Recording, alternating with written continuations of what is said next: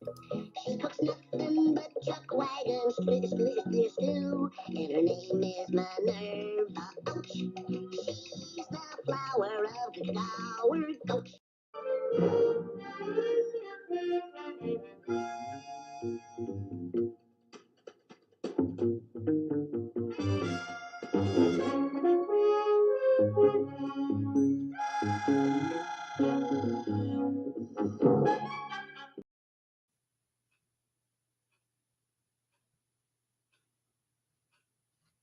Orange whip. Orange whip. 3 orange whips.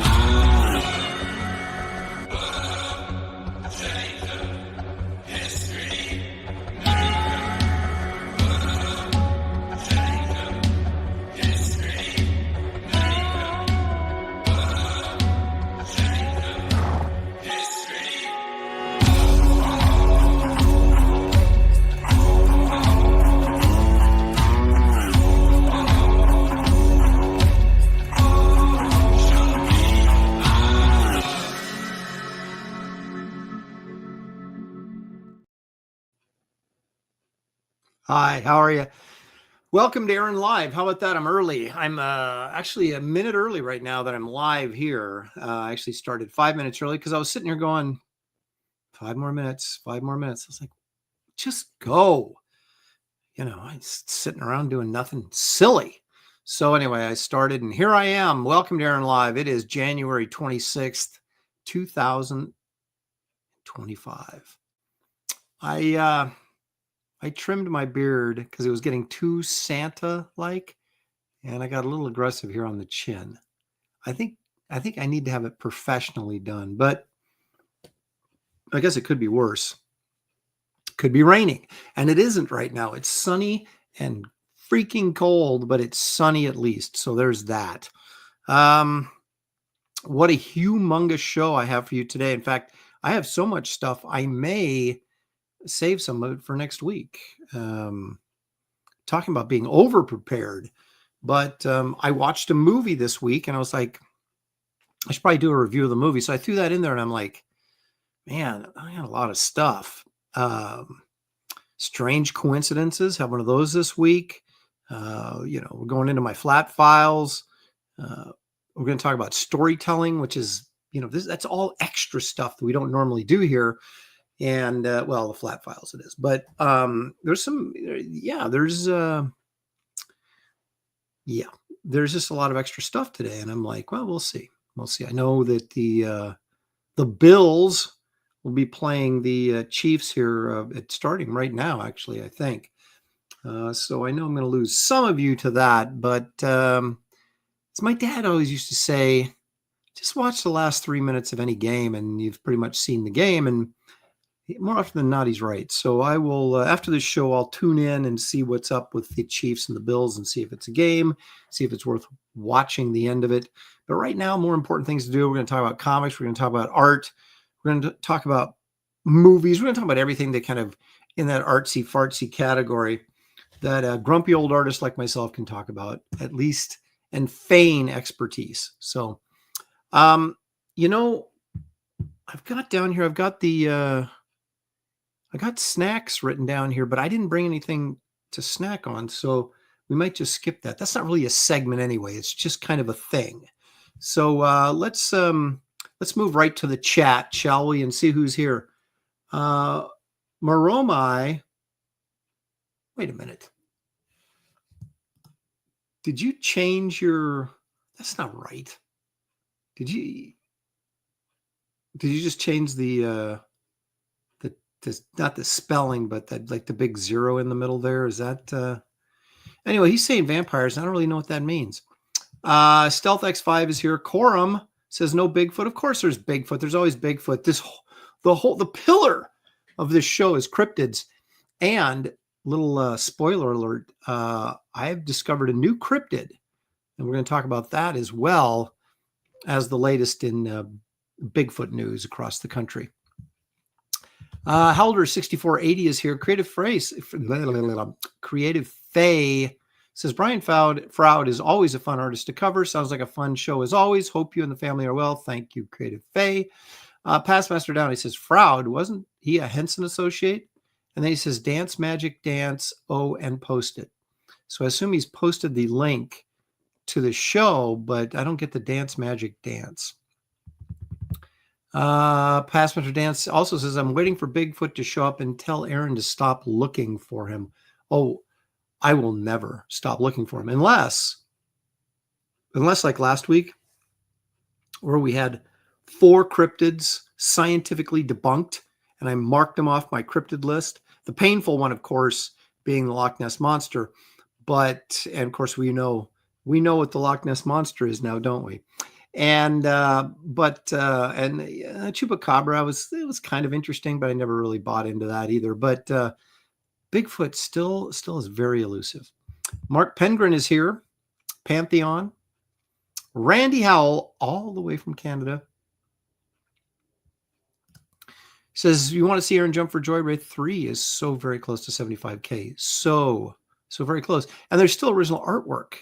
And one of the guys that's a regular in the chat, if I saw his icon, I'd remember who it was, wants one of those pieces. He must not be aware that artwork is up there because it's still sitting there. Anyway, Petty Maw is here.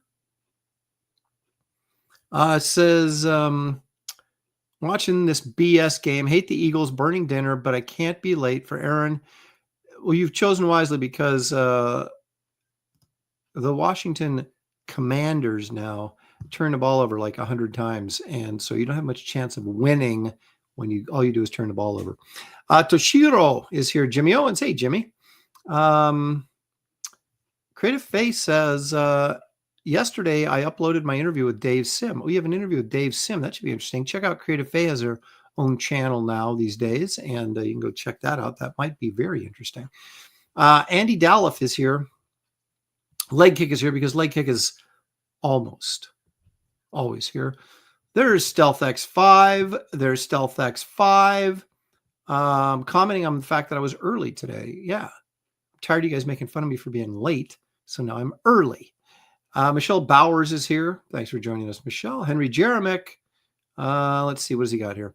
This is Aaron. For Graybeards, Marvel corner box art. Not the boring ones. A guy just standing there. Dynamic ones. Surfer, Iron Fist, Ghost Rider thing. World Vision phasing.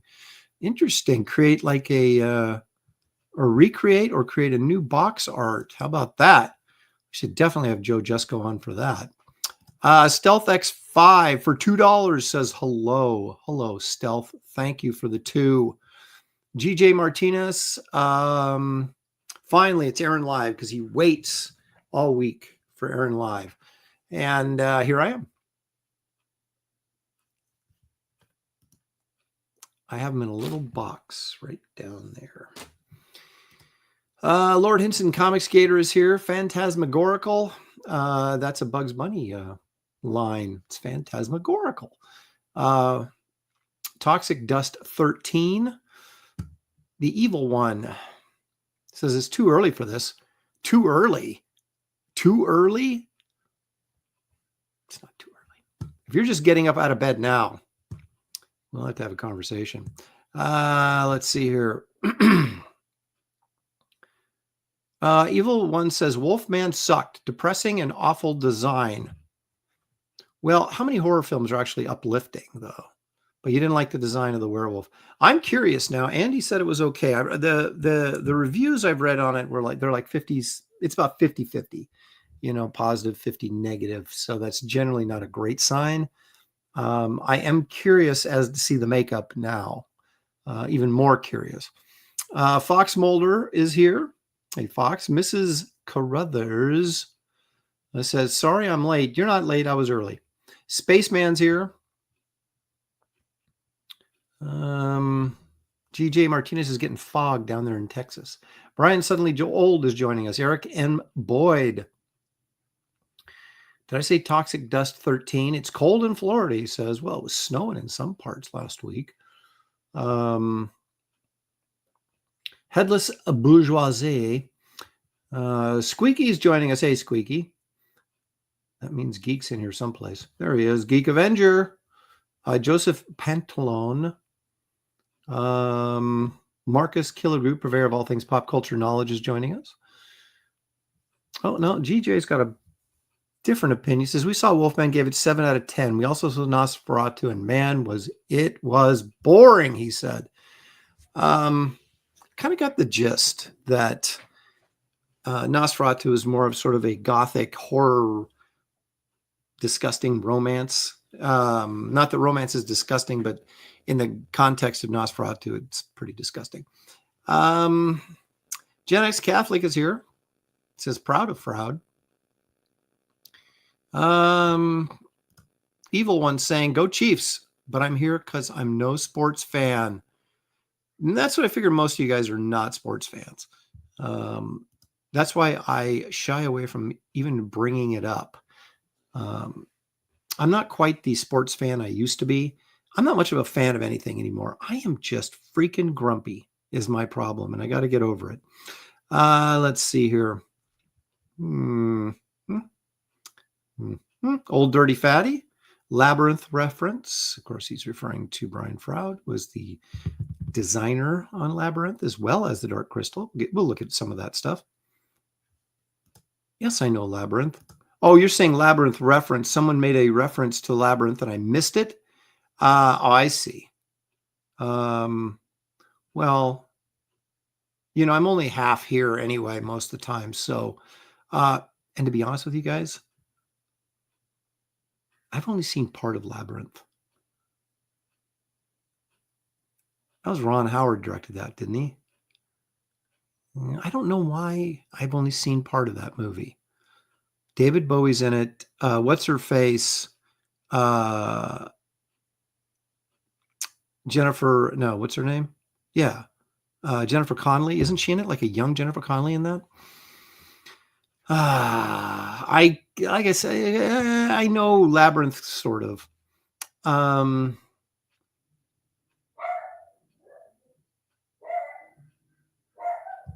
All right, what does this mean?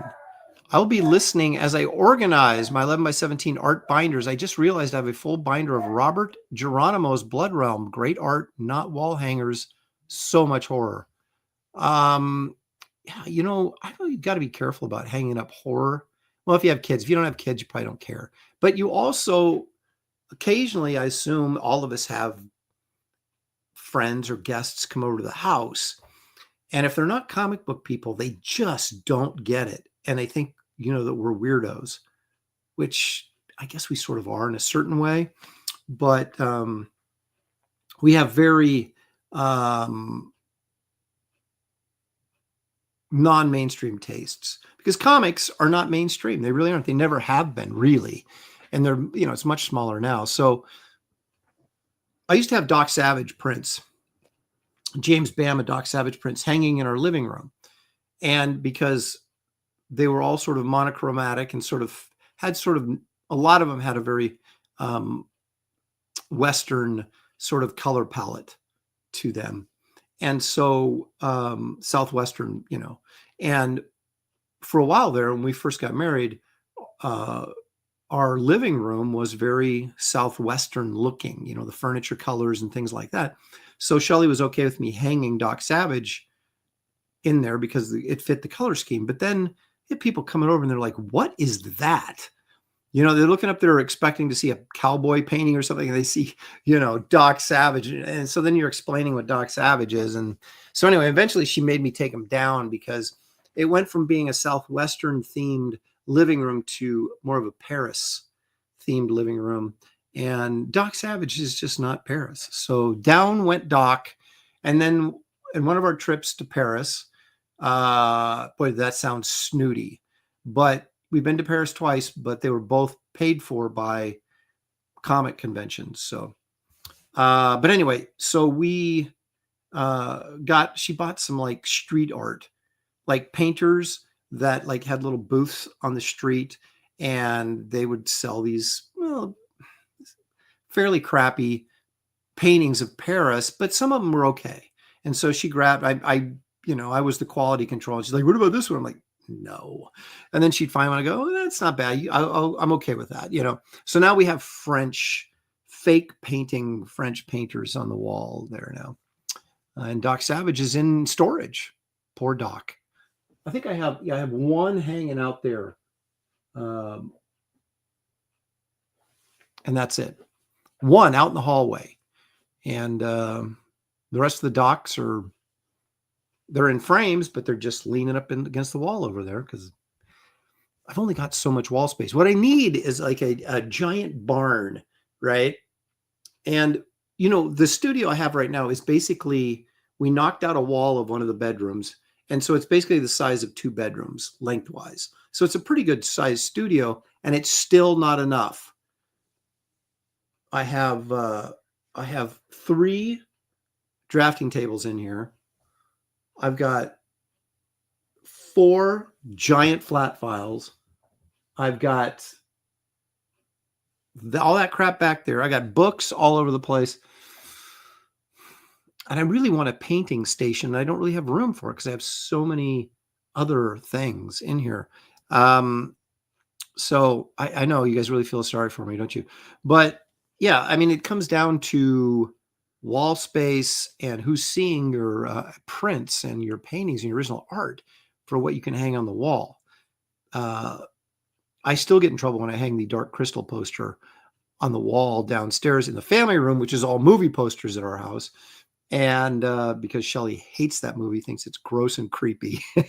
And so every once in a while, I'll sneak when she's not looking. I'll sneak the Dark Crystal poster up there. She'll have a fit. Anyway, so Brian, that was I don't even know how I got off on that tangent, but Geek Avenger for 5 says, I got D&D game later, but Squeaky and I always make time to stop by. Well, thank you. That's right. Don't let me stop you from being a nerd. If you got to go play Dungeons and Dragons or whatever and be the dungeon master, don't let me stop you. But thank you for being here. And thanks for the 5. Okay. Past Master Dan says David Bowie was Goblin King. Yes, he had the very nice 80s, new wave hairdo.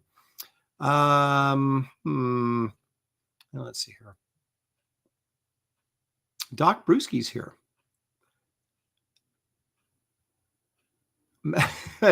Headless Bourgeoisie says Maxine Walters qualifies as a cryptid. Yeah, but she's easy to spot. She's everywhere. Skull Nasher says I'm not here, but we know for a fact that you are. Zaid Comics is here. That would be Phil Diaz is in the chat. Hello, Phil. Phil, I got to get you to. I need 2 things. I need a new intro for this show, and I need an exit video for all my shows. That's what I need. I'll have to talk to Phil about that. Phil does really nice work, and he's affordable, which is what I really like.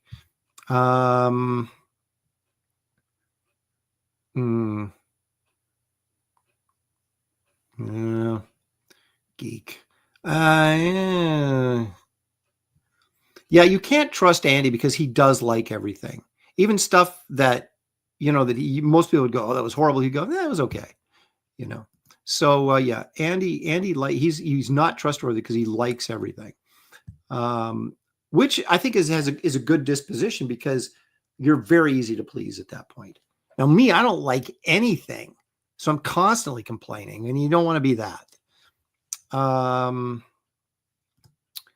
Randy Howell says Psycho Slumber Lost Pages Killed Journal crossover by Zaid Comics. There's the link. You guys check it out. Phil's got good stuff. Spaceman Aaron, how's Shelly doing? Hope she's okay. Miss her.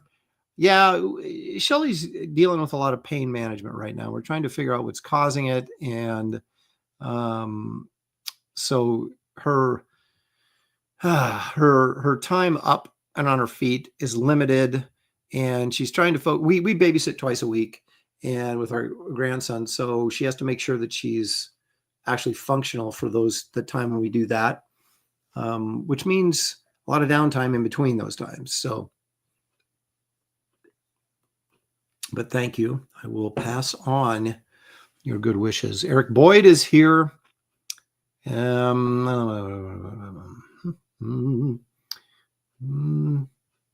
Let's see here. Yeah, you got to support the Bills. That's Graham Nolan's team, and I mean, I like Kansas City. They're fine. I like their unis, like the red, but God, getting tired of them all the time. Let's get some new blood in there. Michelle Bauer says she's proud to be a weirdo. Yeah, well, I think so. Uh-oh, Huskers set off my Chihuahua. Oh no, from barking downstairs? Yeah, sorry about that. Can't do nothing about that dog.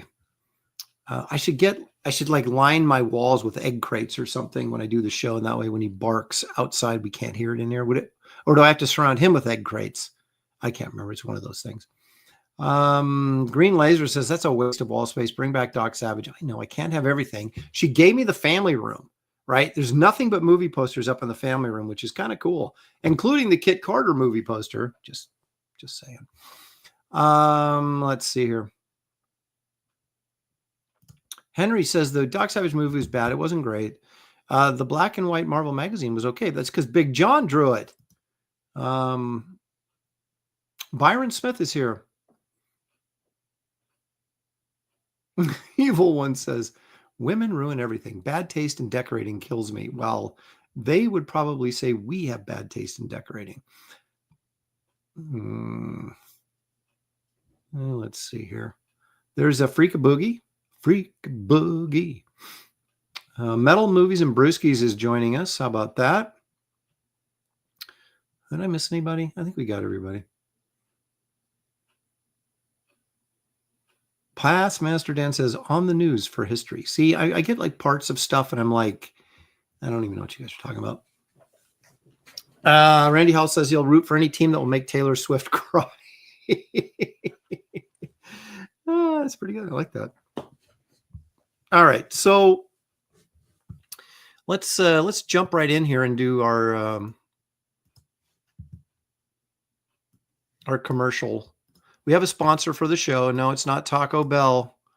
It's actually me and Wraith of God 3, Fear Hollow. I will be talking about a page that I just finished and the importance of storytelling and recognizing when something's working and when it doesn't work, and then having the internal fortitude to fix it, which I showed this week, and I'm going to share it with you. But first, let's take a look at Wraith of God, Fear Hollow. What's it all about? Well, it's an ongoing series of graphic novels called The Wraith of God. This is number 3. And our two heroes, the Wraith of God and Esther, face off against the Headless Horseman. But there's more powers involved than just the Headless Horseman. Who brought the Headless Horseman back? And who's the driving force behind this whole thing? We're going to find that out in this captivating and horrifying tale.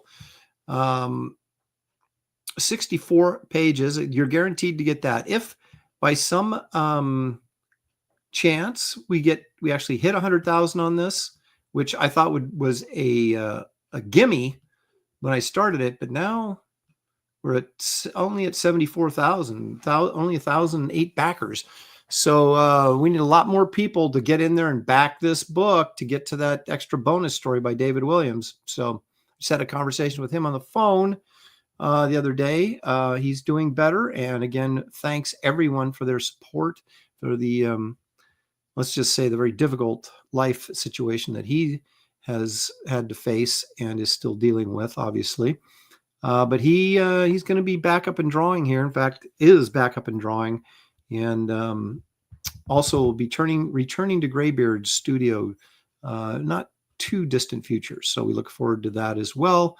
But anyway, you can get this Wraith of God, Fear Hollow. There's 4 cover options. This one by me. Then there's this one, which is the EC variant, also by me. And then, of course, there's the Marvel 1972 box cover variant by me. Actually has word balloons, just like they used to do in the 70s. And then, of course, the brilliant painted cover by our good friend Chris Stevens. So there's 4 cover options. You can pick whatever one you want, or there's a perk on there where you can get all 4 covers plus, I believe, the sketchbook. There it is. Yeah. Wraith of God 3 Fear Hollow 4-pack plus. You get all 4 covers plus the Wraith of God Roughs number 3, which is 48 pages of layouts for the graphic novel. So, you know, you can kind of pull back the curtain, as it were, and see the process behind the making of the graphic novel. That's always kind of fun. Those of you who are into art or just, you know, are artists yourselves might get a kick out of that. So, but anyway, we'll get to that in a second. Here's some colored pages. Jason Wright is the colorist on this particular issue, and he's doing a bang-up job.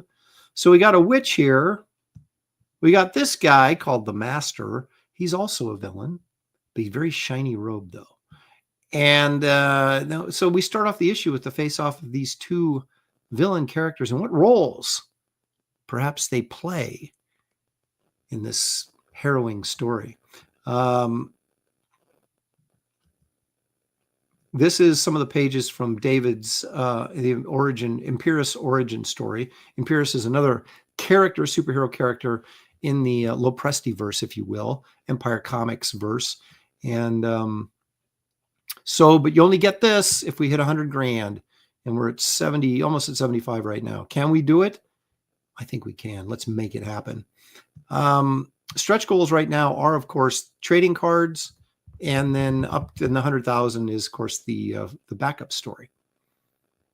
You can also get this wonderful Art Nouveau print, signed and numbered up to 500 copies, and then, of course, that's it. There's the Wraith of God Roughs Volume 3.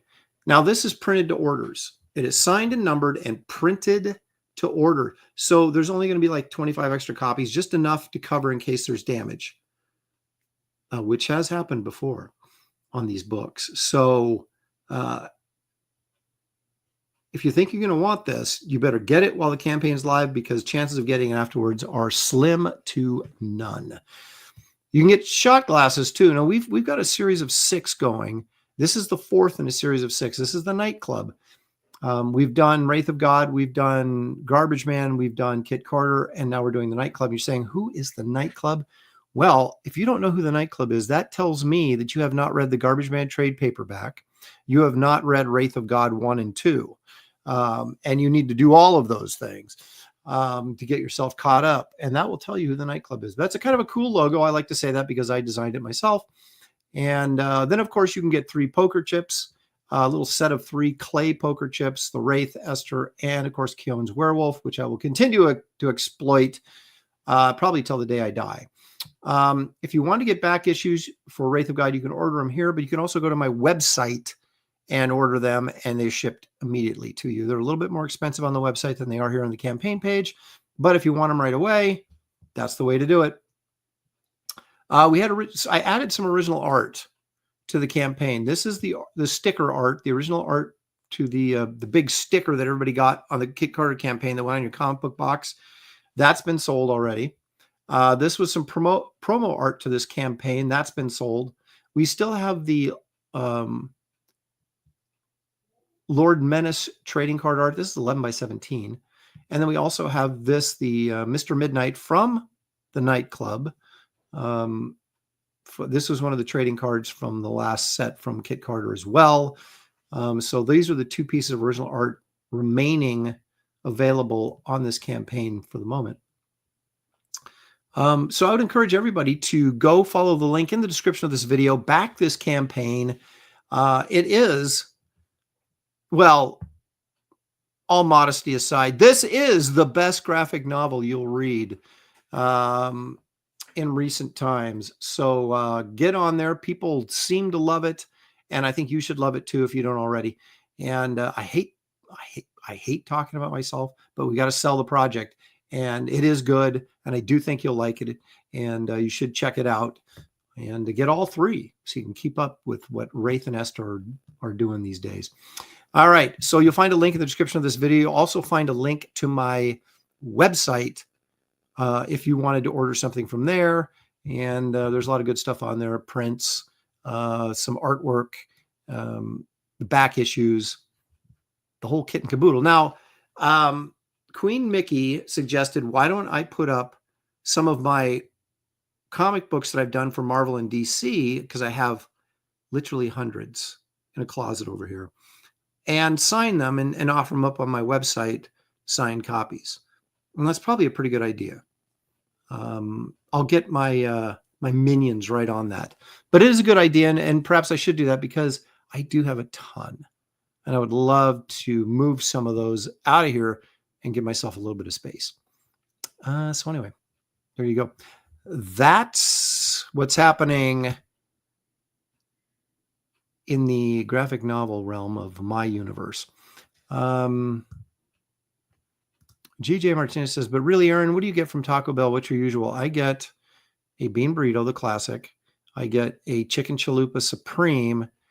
And then occasionally, if they have it, I'll get that Dorito taco shell taco. So 3 little items, call it good. Now, the thing with Taco Bell is you used to be able to get that stuff and you'd be like less than $10. Now it's like a lot more expensive than it used to be. So it's not quite the deal that it used to be. But, you know, we still, I mean, it's not like I don't go there every day, but I do go there. Marcus Killigrew says, on the studio last night, we drew the Relentless Tin Soldier. I know the Relentless Tin Soldier. Here's mine. There you can go. You can check it out right there and see what Marcus Killigrew's up to. Aaron could be the cause of... We haven't completely ruled that out. Let's see. Where are we at here? That's right. 100K needs to happen. Come on, man. That's like a free, like 10 to 12 page story. I say 10 to 12 because I haven't finished writing it yet. I've written the first third of it. I've got it plotted out, of course, but I don't know the exact page count.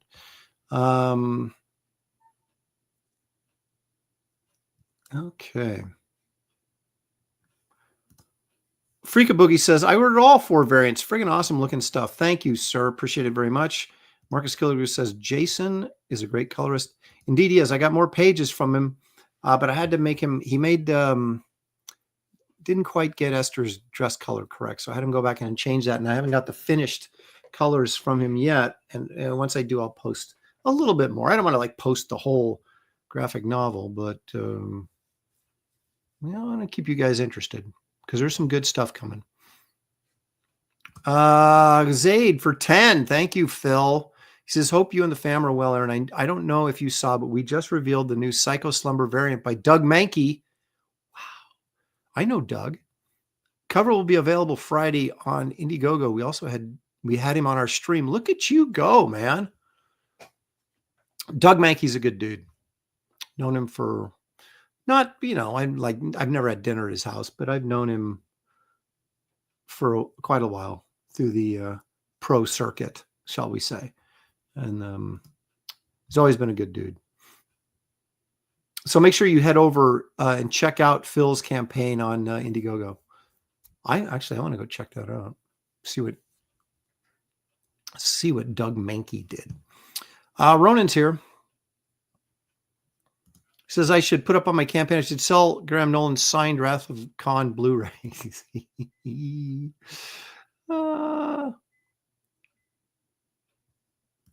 Merilith 2005 says, imagine Taco Bell being a luxury item nowadays. It's like Demolition Man was a prophecy. You know what's weird? And I blame this all on Joe Biden. So, but whether it's his fault or not, that's what I'm doing. You can't even go through a drive-through anymore without spending as much as you would at a sit-down restaurant. So you might as well go to a sit-down restaurant and get better food. You know, if I'm spending $30 to go to Taco Bell, I might as well go, you know, and sit down and have some nice Mexican cuisine someplace. Just saying, just throwing it out there. All righty. So anyway, that's okay. Can I mark that off the list now?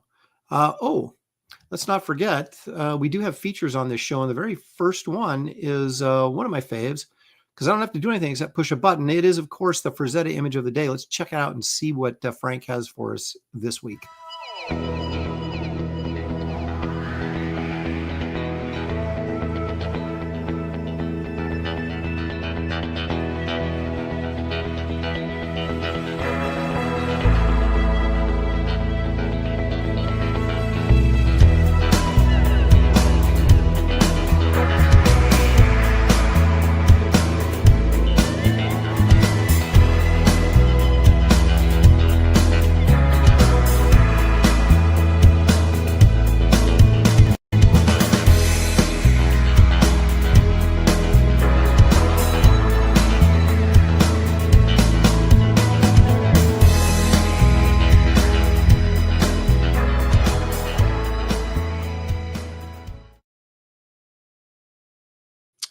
Now, if you'll remember, last week we looked at Land of Terror as well, but the 1974, was it 72 or 74 version, where it had the guy stabbing the alligator or crocodile through with the spear.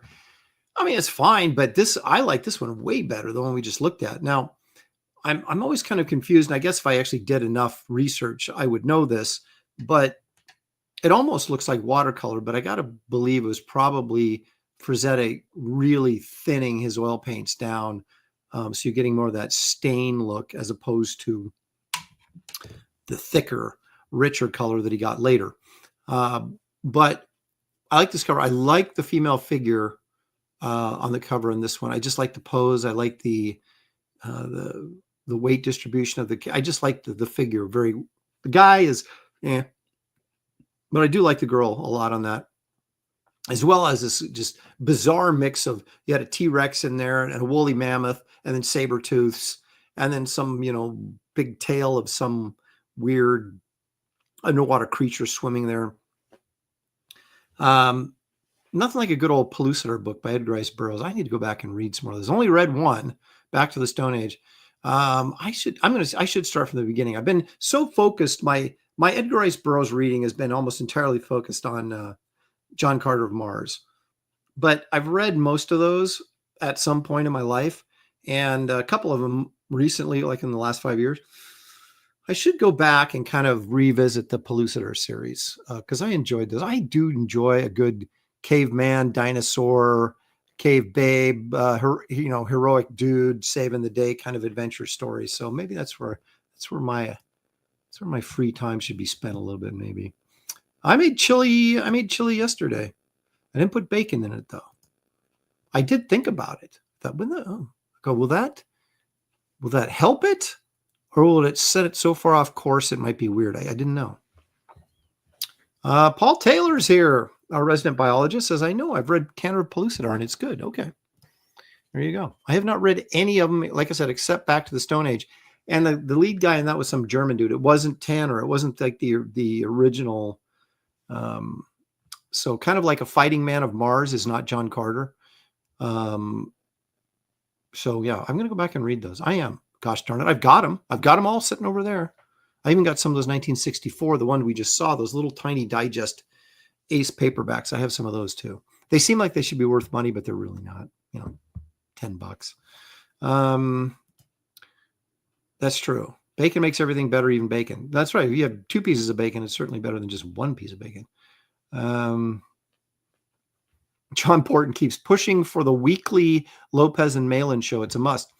When I first met Howard Chaykin and I got to know him, I used to say that I was Luke Skywalker and he was Darth Vader. And you could probably pretty much, I'm not quite as naive now as I was back then when I first met Howard, but you could probably say the same thing about me and Malin. Malin is Darth Vader and I'm still Luke Skywalker. Although, you've got to separate Luke Skywalker, the character, from Mark Hamill, the actor, at this point, because, Anyway, Evil One for 2. Thank you, Chris. We need a Bigfoot art segment. Don't argue with me.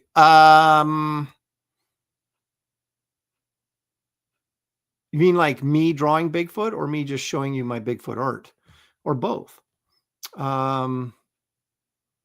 69 likes. Aaron is embarrassed. That's right. Get it off that number. Get it off that number. Oddly enough, 69. We all got numbers when I was in film school because we had a class of like 200 or something in the film school, and my number was 69. Just saying. It's just the truth. I'm throwing it out there. Malin's Jar Jar Binks. Okay. Well, okay. I might be able to believe that. I'm more Obi-Wan. I know. Isn't that the truth? Okay. Yeah. I'll tell you about Bigfoot. I'll tell you about some other stuff too that's really weird. But we're not there yet. Gosh darn it. According to my list of things to do, we have to take a look at some storytelling right now. So I drew a page and inked a page. This is page 12. from spoiler. No, not really. So this is from Wraith of God 3. This is page 12. So we're back to Crane's Town where the Headless Horseman abides or will be abiding. And as you can see in the first panel, we have this figure over here with the lantern. That is Reverend Abbott. And he's going back to his little hovel church there. And in the background, you see this small mausoleum, and the door is cracked open. So there'll be a light coming out of there. Okay. And if you want to know how come these books take so long, look at all the detail on this page.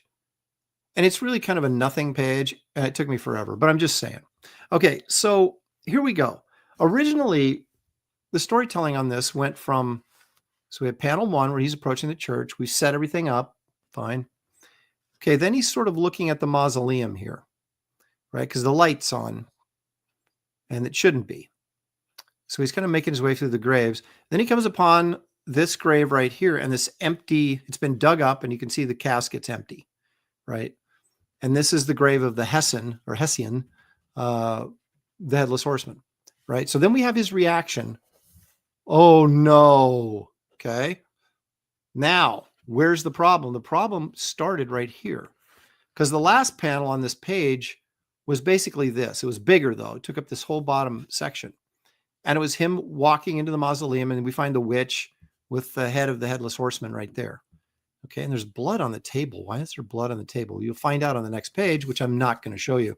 But I realized the problem going from this to this to this, now we're not sure, is he reacting to the grave or is he reacting to what he sees here? Right? Because he could say, what's happened here? And he says, oh no. At first you're going to assume, well, he's reacting to the grave. But then if you cut right to this shot where he's looking in the mausoleum and he sees the witch, well, now you're questioning whether he's reacting to the witch. And there seems to be a missing element here of time lapse. And as I was looking at that, of course, I didn't see it till after I drew it. Now, granted, I didn't ink it yet, so I erased it down here, but I started realizing that's not clear. Okay, now, yeah, you could probably get away with it and, who's going to call you on it? But I really felt like we needed to add this extra panel here. So what do we get in this extra panel? We see that because here he's at the grave, right? We see the mausoleum over here. We see the grave. But we don't really connect the grave and the mausoleum. Where are they in relation to one another? We don't really know. Okay. So then we get a reaction shot for him, which is totally fine because he sees this. He's horrified to see that the Headless Horseman's grave has been dug up. Okay. But now we need to know where he's at. How does he get from here to here? And that's where we put this panel in. You see the grave over to the left of the mausoleum. Now we know where the grave is that's been desecrated. And we see the door slightly open to the mausoleum. So we reconnect in the reader's mind where we're at. Okay. So the mausoleum's back here. The mausoleum's here, but you could also say, well, if you're not really paying attention, you could say, well, is that the church or is that the mausoleum? I mean, the church is stonework. This is not. So if you actually look at it, you'd be able to tell, but people read fast and they may not make that connection. So we have to reconnect that here. So now we have that moment where he's like, oh my gosh. And then he goes up to the door and sees the witch inside, and now it works. Okay. These are the storytelling things that are very important, and they're small, nuanced things. Like I said, I could have got away without putting that extra panel in there, but it wouldn't have been as clear. And I potentially could have lost somebody on this page and they weren't really sure where he was at and what was going on. Now we've taken care of that. And it was a pain in the butt because I had to redraw it. But once I see something like that and it bugs the crap out of me, I can't let it go. I got to fix it. And thankfully, when you're doing independent comics like I am, I can do that. So there you go.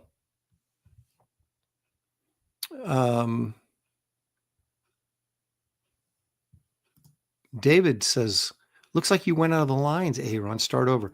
That is why we have Photoshop. So I can eliminate any lines that went over the border. But anyway, so there you go.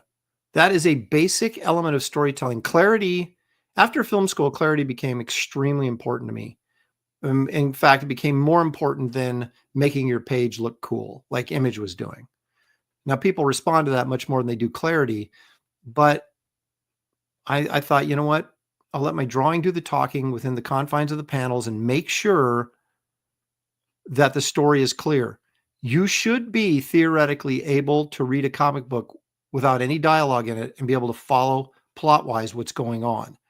And so, again, there you go. That is why I added the extra panel. And I think this situation now is much clearer. And these are things you got to be thinking of all the time. So there you go. There's Storytelling 101 with Aaron.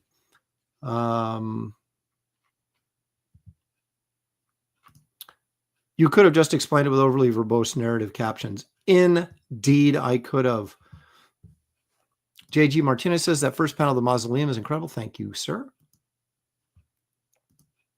Can't have enough panels of Lopresti art. That's what I say.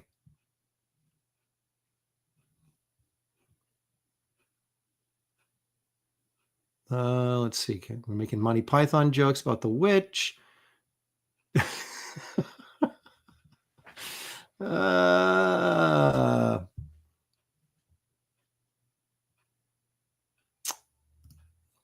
Says, I got to read the original story before I read the race, so I know the Easter eggs. There's not really, you don't have to. There's not, other than the fact that it's a Hessian soldier that I kept with that, but I kind of used my own narrative.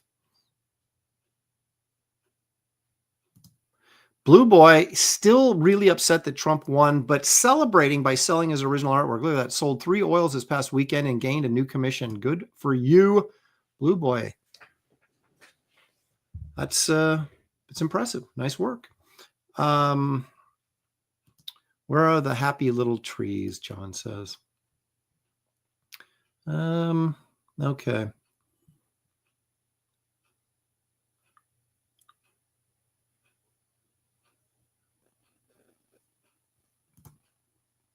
Hessian oppression. I love it.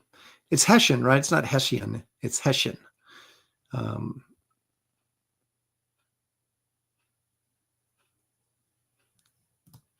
What is this? NPC Oasis is not sure why there has not been an Aaron Lopresti work made into an animation series or a real movie. I can't believe it either. It's I do have something in the works, kind of, that I can't talk about right now.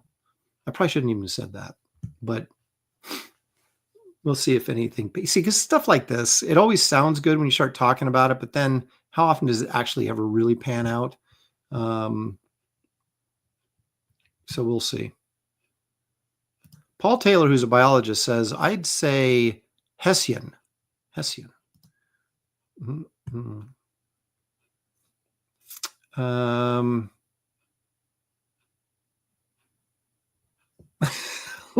Look how quickly Blue Boy changes sides.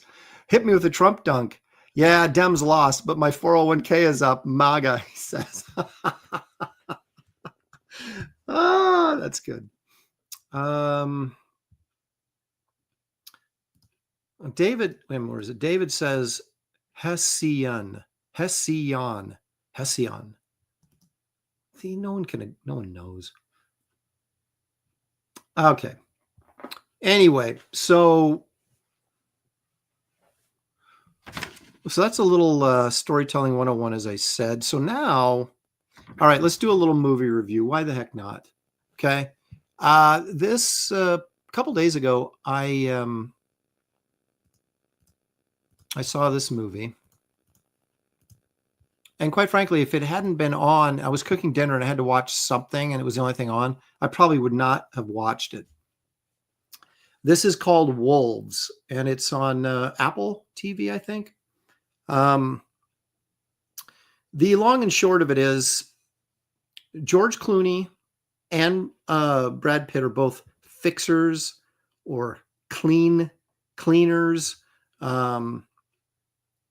They're called by usually crime people to cover up a murder or something and just make it look like nothing ever happened and, no evidence is left behind kind of thing. So this woman, middle-aged woman who's a DA, prominent DA, is having a little fling with this young man in this hotel, and he is high or something and falls off the bed, hits his head. She thinks he's dead. She calls this number that was given to her by a mutual friend who we're never told who the mutual friend is, and it's George Clooney. And so he comes to erase the problem, if you will. And so as he's working on cleaning up the mess, there's a knock at the door. It's Brad Pitt, who is also a cleaner who has been sent there by someone else to clean up the mess. That someone else is the woman who runs the hotel, this brand new, expensive New York City hotel. We never see her. She's a mysterious figure that never really pays off, so I'm not sure why she was a mysterious figure. But anyway, they had cameras in the room. She saw the whole thing. She calls her guy to come and fix it. So now you have two fix-it guys. And so they don't get along, as you can imagine. And then they find drugs in the hotel room. So that complicates the problem. As they're trying to get rid of the young guy's dead body, they find out he's not dead. And so that becomes even a bigger problem. And hijinks ensue. So what can I say about this movie? If you like George Clooney, and I don't mean personally, okay, saying that you like an actor personally anymore is ridiculous because none of them are likable. If they'd stay off social media, they would do their careers a lot better.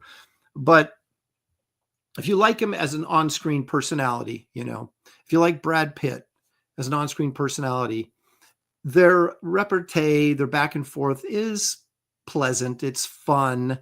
The movie is kind of lost between being a humorous buddy movie and a really kind of edgy, violent crime movie. So it kind of goes back and forth. It's very inconsistent in its tone, but there's enough pleasant humor in it that I'm not going to say there's laugh out loud guffaws, but it's humorous. But what you've got is a lot of long drawn out scenes between George Clooney and Brad Pitt that don't need to be as long as they are, but it's just basically serves the purpose of them having witty banter back and forth. So the chemistry below between the actors is fine, and that sort of carries the movie. If they weren't in this movie, it'd be a real dog. The thing that there's some contrivances in it to kind of push the plot forward, and the plot's a little overly convoluted, which we'll get to in a minute here.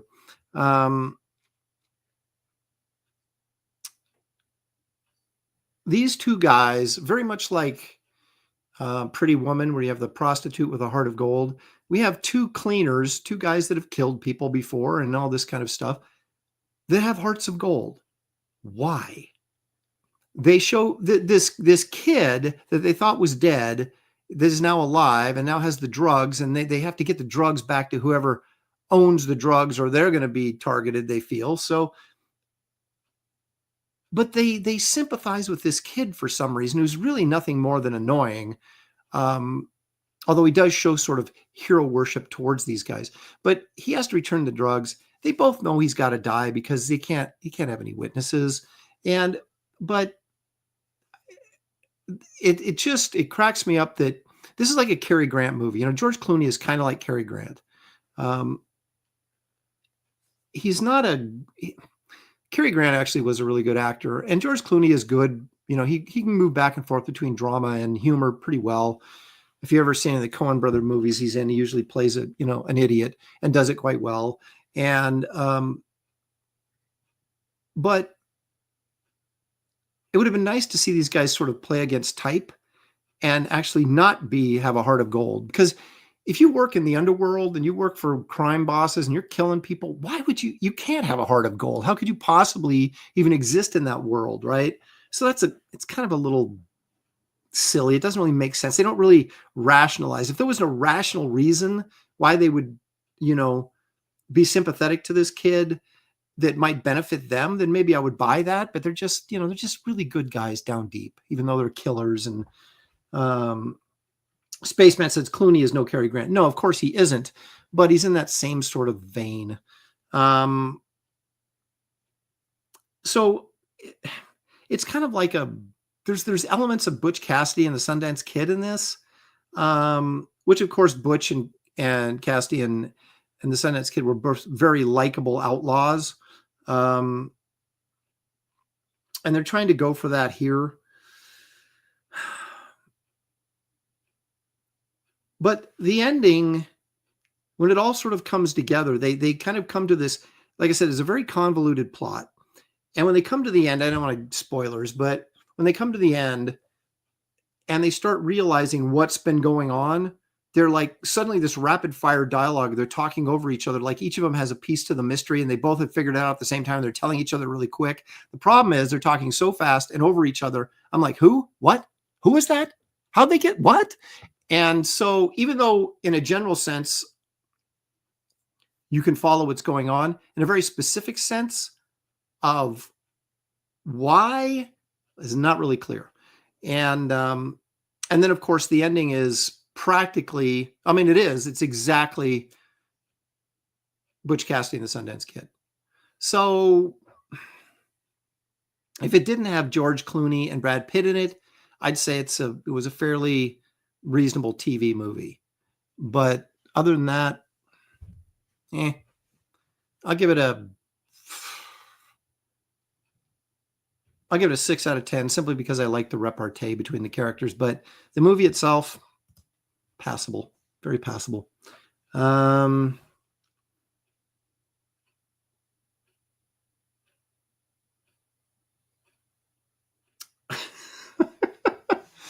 Kevin Thomas says, I'm pretty sure Art the Bear used to double for Cary Grant. Yeah, I had a couple other, the fact that I could only find pictures of these guys. I mean, if you look this up on Google, you'll find nothing except pictures of Brad Pitt and George Clooney talking to each other, because that's 90% of the movie.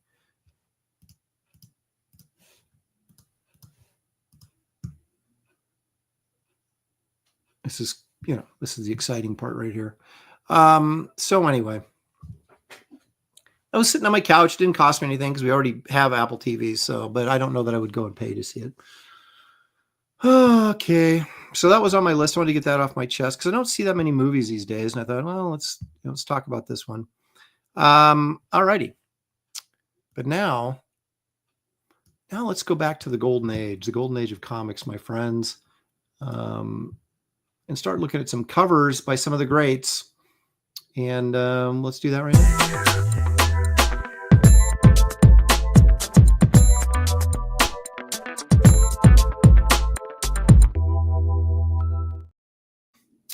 Now, people will say the great Lou Fine. And in fact, I was looking at, there's a couple of lists out there of the 100 greatest comic book artists of all time, which is very interesting. And both these lists by two different magazines or whatever, had Lou Fine very, very high up. In fact, one of them had him at number 8 all time, which I find ridiculous. Lou Fine was interesting. And he was good, especially by Golden Age standards. But there's no way in heck I would put him up that high.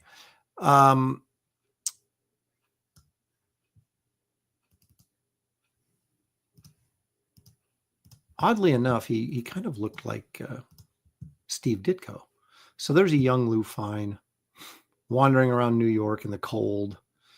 Now he worked out of Eisner's studio, much like Reed Crandall did. And oftentimes the novice art followers will get Reed Crandall and Lou Fine mixed up, but they're not even close.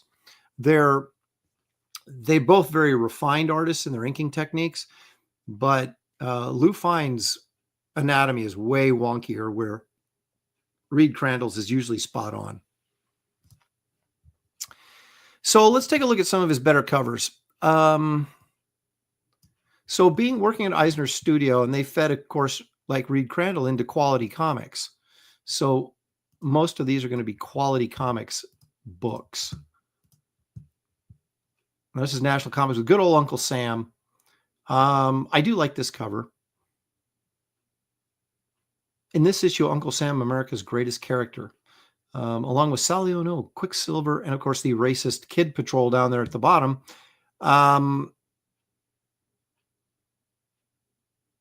So this is some sort of fascist character here, either a pseudo-Nazi or perhaps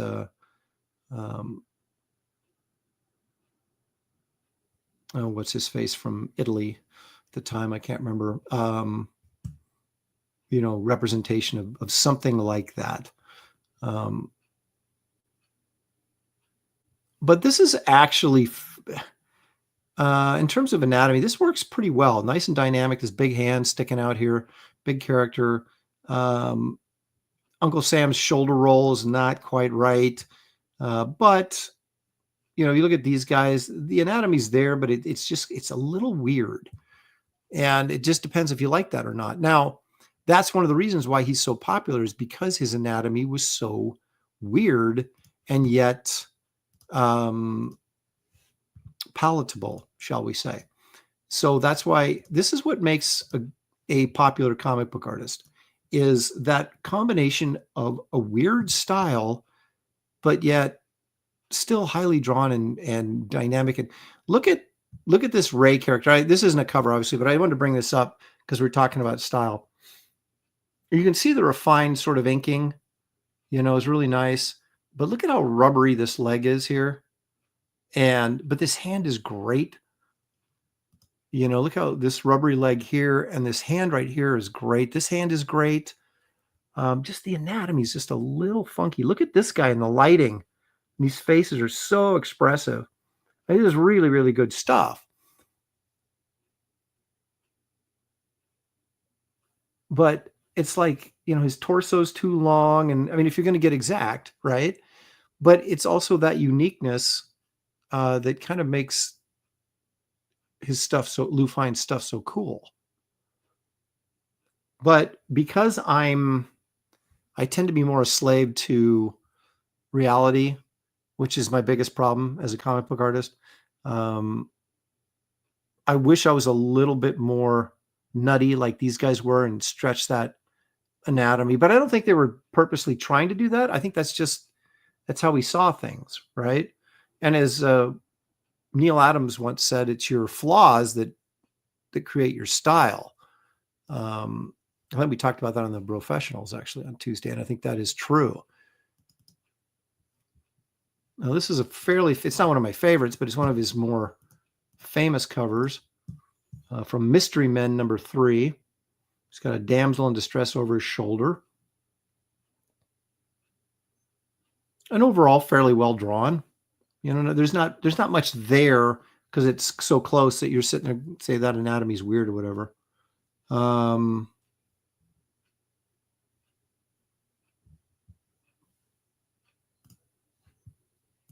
a lot of these guys were extremely young.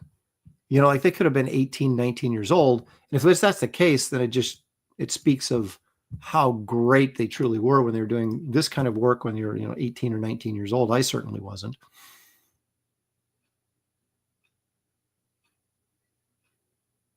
But as you can see, there's just a little bit of wonkiness to the characters.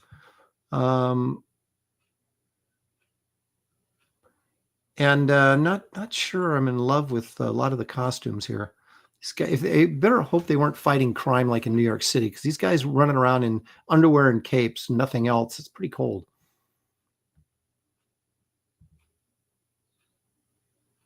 But look at the lumpiness on his. I mean, I like this lumpiness and this kind of lumpiness on the figure and the musculature and stuff.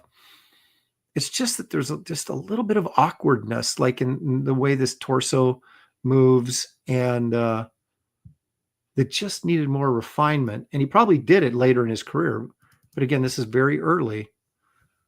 Here's some more Uncle Sam goodness. This is National number 16, which I don't own this book, but I would like to own this one. I like that you got a big Uncle Sam. You got, look at this Nazi zombie or something going on here. Now it's starring Uncle Sam, America's greatest hero, which indeed he was. I love how they're giants, right? So this zombie thing is picking up that battleship up here.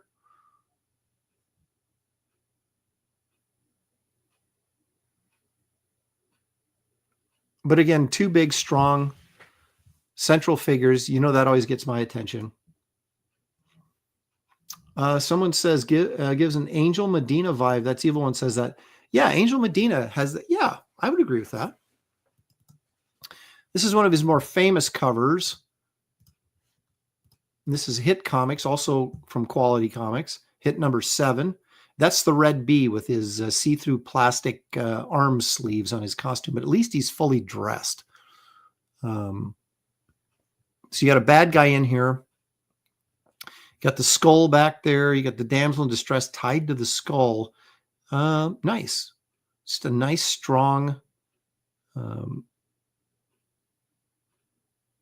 image. Well designed. Now, this is one of his, perhaps his most famous covers. In fact, if you go into the old price guide, it'll say Hit Comics number 5, and it'll say classic cover.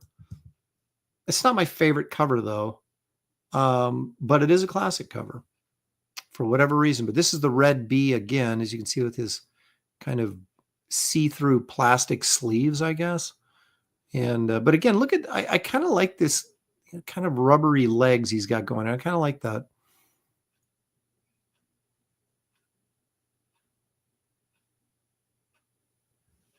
These comics are also really hard to find because nobody collects them. They probably weren't that well read back in the day. So probably not a ton of them survived.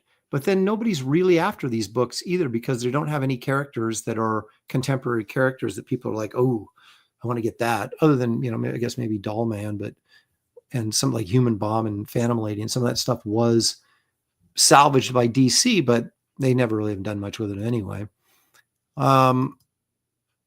So they're not overly expensive most of the time, but they are hard to find. It's another one of his more famous covers. This is Fantastic Comics. Now this is for Fox Features, so not Quality Comics, but Fox Comics. Overly rendered for sure, but some people dig that. But again, it's interesting drawing. He's got dual lighting going on here. This weird robot thing that he's another guy in his underwear beating the crap out of somebody. Samson. This is Samson slays the Iron Monster. If this is a Conan comic, we'd say, yeah, that's fine. But this is, New York during the war. What year was this? 1940. So it's kind of like, man, get some clothes on. Yank Wilson, Super Spy, Stardust, and Sub Saunders were also in this classic issue.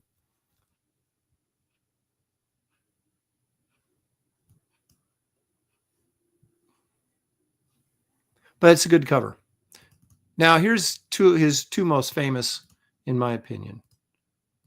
Is that an opinionated thing? It should be.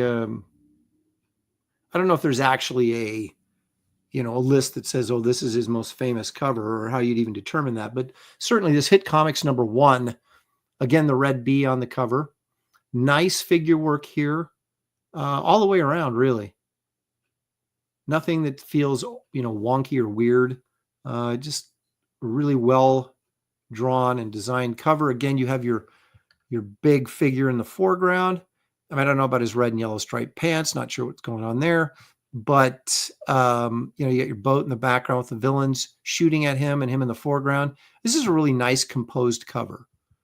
And for what these guys were getting paid back then, there's a lot of work that went into this. Paul Taylor says it's those plastic sleeves that make the outfit.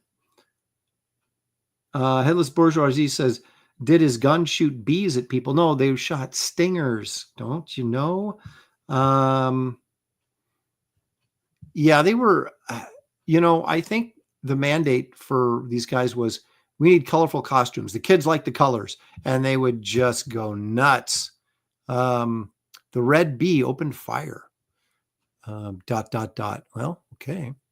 You've got Neon the Unknown, the Strange Twins, and Hercules, the Strongest Man in the World, and Blaze Barton. So, boy, you got your money's worth on these comics back in the day for 10 cents. And finally, yes, it's the comic book I own, and I have the second highest graded copy known to mankind. Yes, I own it. And the first is a 9.6, and that is the Mile High copy. And then I have this graded in a 7.5. I bought it on eBay in the early 90s, ungraded, sent it in to get graded. Now, if you ignore the racist imagery here on Kid Patrol, which will probably get this show canceled, but look at these long arms, But this face is cool. The hands are really, really good, which is the telltale sign that, this guy knows what he's doing. Again, the bumpiness in here, very Frazetta-like, very organic. Love this cover. Love it. And that's why I own it. So you're saying, Aaron, how much is it worth? A copy, there's actually two copies, two 7.5s. One is a CBCS and one's a CGC. I have the CBCS copy. The CGC sold for $6,000 on Heritage recently. I paid $275 for it back in 1994, maybe. So I think Shelley was like, you spent how much on that? But now I say, look how much it's worth. Of course, you have a Nazi cover, which are all World War II cover, which people really dig. But this is my favorite Lou Fine cover. And like I said, yeah, I own it. So there you go. There's a look at Lou Fine from the Golden Age of comics. We're still going to do a couple more Golden Age artists before we move. Well, actually, we're in the 40s still. I still want to take a look at C.C. Beck and that other guy that did that stuff. And then we'll move into the 50s, where we have a lot of really good guys like, that work mainly for EC Comics, but there's some good stuff in there. And eventually we'll get to the 60s with Kirby and all those guys, and then the 70s and 80s and 90s. And, that gives us material for a long time. Okay. So now let's make fun of somebody other than me. In a little segment I like to call Strange Coincidences.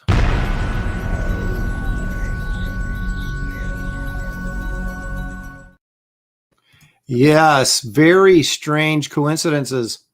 These are usually, is it a strange coincidence or is it a swipe? You tell me. Here's our first one. We're going to pick on David Mack a little bit today. Sorry, David, if you're watching. But don't swipe. The top is Frank Miller. The bottom is David Mack. Now, David Mack has a reputation for doing this kind of thing. I think it's okay every once in a while to do like an homage cover or something because, I really like this when I was a kid. It's important to me. I want to recreate it. But you kind of do it openly. You're not trying to fool anybody. But when you start like taking panels from other people, and you can say, if you look at the Frank Miller face, there's nothing about that face that makes you go, oh gosh, I want to copy that a million times. This to me is like, I got an old Japanese guy. Frank Miller. I'll just use that, instead of just drawing it yourself. I mean, I don't know the motivations, but I'm just throwing it out there that this appears to be a swipe, but it could be a strange coincidence. I don't know what books these are from. I guess I should have looked that up. This is probably from Wolverine miniseries, would be my guess, but I have no idea.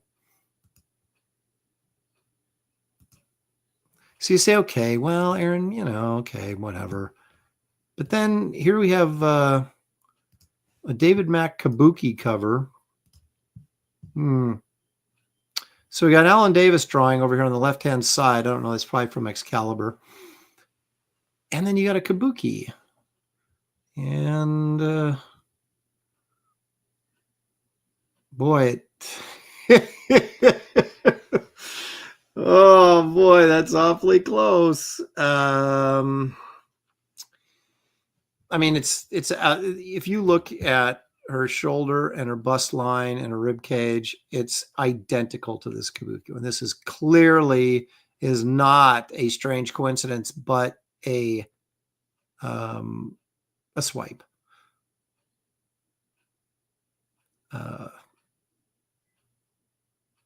So I guess I question, I say, if you can't draw this figure right here without stealing it from somebody, should you even be an artist? I mean, you should be able to, it's not that hard of a pose. You should be able to, I could do that in 10 seconds right now. It's like, and even if you like the pose, right? And actually, I'll show you, I just did a swipe sort of, and I'll show you the difference. But if you like the pose, just redraw it. But it almost looks like he traced it. I mean, the hips, everything are like right on the money. So, but it could be a strange coincidence. I don't want to cast dispersions on anybody.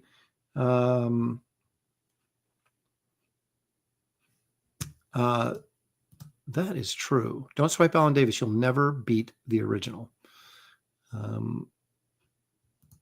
Boy, isn't that the truth.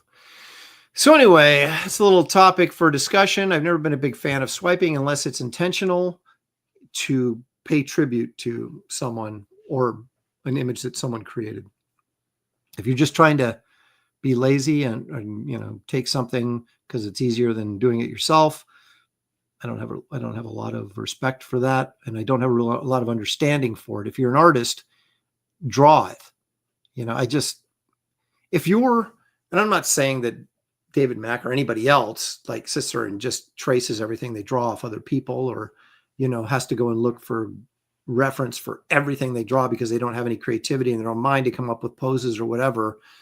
I mean, I get it. I'm not saying that's the case, but I just don't understand why you have these moments of laziness where you just go, oh yeah, I like that pose. Okay, well then recreate the pose in your own image without just completely, Anyway. Yeah, Henry Jeremick is a perfect example. That's why, as much as I like some of Rich Buckler's stuff, I have a real problem with Rich Buckler because he was constantly swiping Ditko, Buscema, Kirby, and you can even see it within the contents of his work. You can go to panel, go, that's a Ditko panel, or that's a Kirby panel, or there's a Buscema panel. And it's just like, come on, man, don't be that lazy. An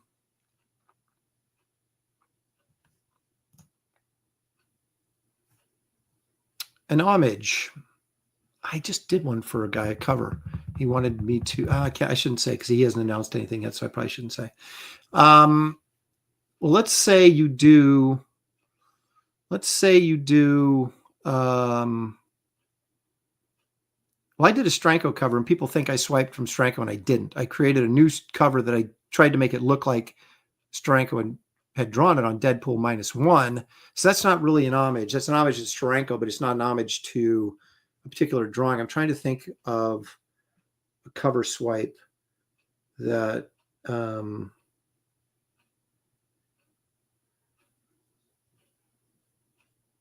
that I've done, but you could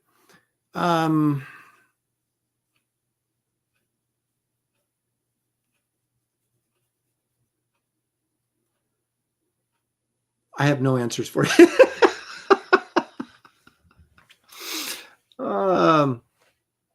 An homage is however you draw it, is with the, if I were to take a Neil Adams cover and say, I love this cover, right? Like say it was Superman breaking out of his chains, right? The famous Neil Adams Superman breaking out of chains, Kryptonite chains cover.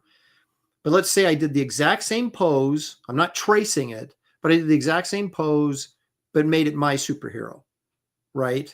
And then I'd put on there Lopresti after Adams.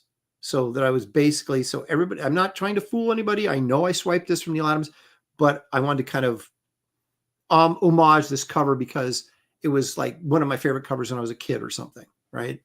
That's where you'd see that.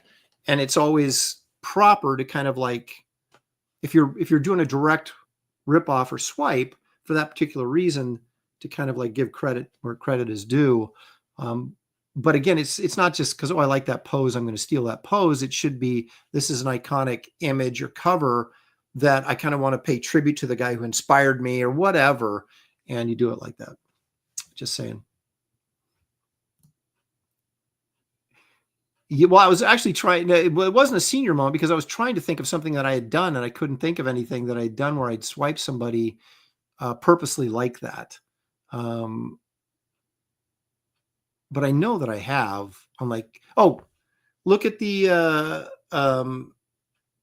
yeah, of course, Wraith of God, Blood Hunters, the vampire cover where I basically swiped Neil Adams' Tomb of Dracula #1 cover. But I used the logo, I used everything the same. So I was basically recreating the cover, the Neil Adams cover, with my characters on it. Okay. And so that would be paying homage to Tomb of Dracula #1.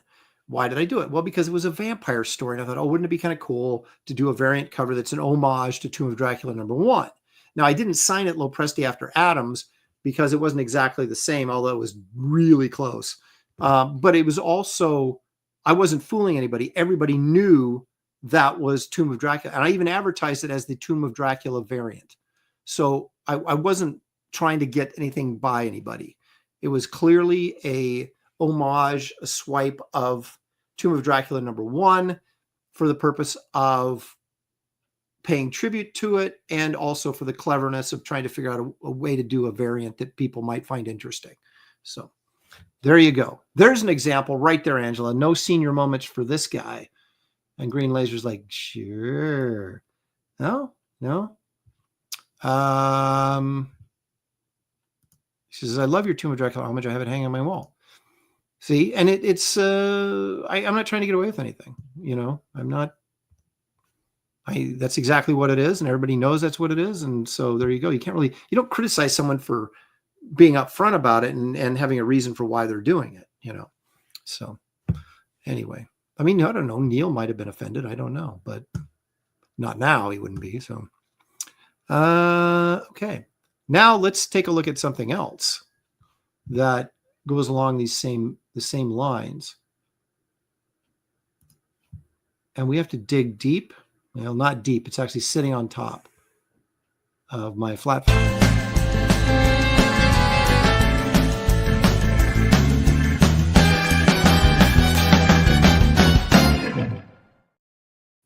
Okay, so let me see if I can find this. On eBay last night, there was a John Buscema Conan like splash page that I'd never seen before from 1998. All right, let's bring this up here.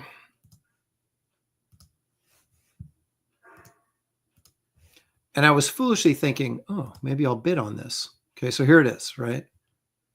This is from 98 and ended up selling for almost $4,600. So yeah, a little bit out of my price range, but I'd never seen this before. And I don't know if it was a commission or what it was used for because I've never seen it. But I loved that picture of Conan. And I was thinking, you know,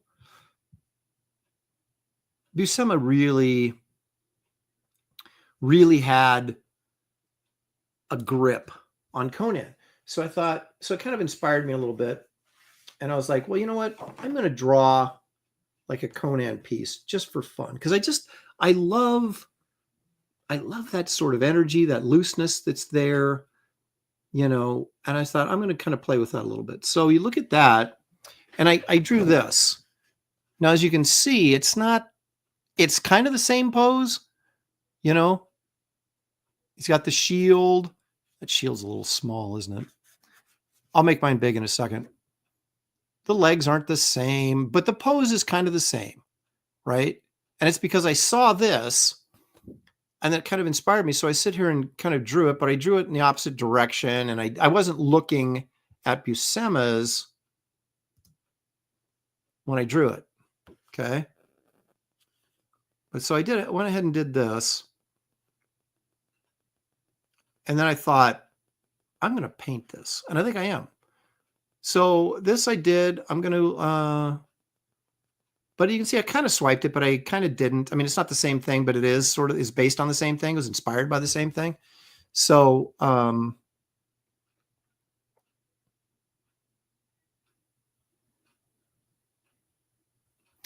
of Roy says he's seen it before. Where have you seen it before, Art of Roy? Because I had never seen that before. But anyway, yeah, his shield's a little small.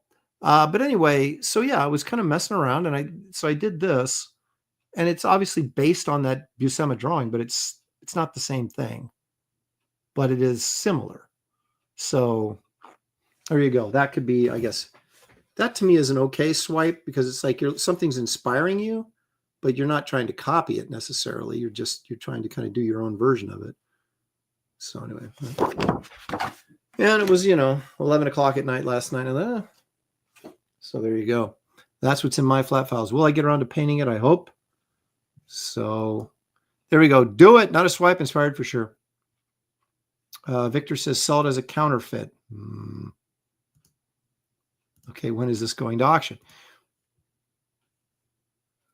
I don't know. I've got to, part of me wants to just ink it, because if I just inked it, then I'd be done with it. If I paint it, I've got a lot of work ahead of me. And I'm wondering that now I'm thinking like that shield might be too small. So what I could do is I could ink this, and then I could transfer this onto a painting canvas or something, and make the shield bigger. I might do that. I'll do something with it. There you go. Evil One says, if you have to defend yourself, then you're swiping, dude. I'm not defending myself. I'm explaining myself. That was full disclosure. I could have done that whole thing, not said anything, finished it, put it up for auction or whatever. No one had been the wiser. So I'm using it as an example of an acceptable swipe, maybe. I don't know. Art of Roy says it was either in a later Savage Sword or in someone's comic art fan's gallery. Yeah, my feeling is, why would he do a pinup like that? It must have been used for something. So it's probably a pinup in Savage Sword. Paul Taylor says, just lose the shield. I thought about that too. Maybe I will. Maybe I'll just dump the shield. Oh, maybe I'll do that.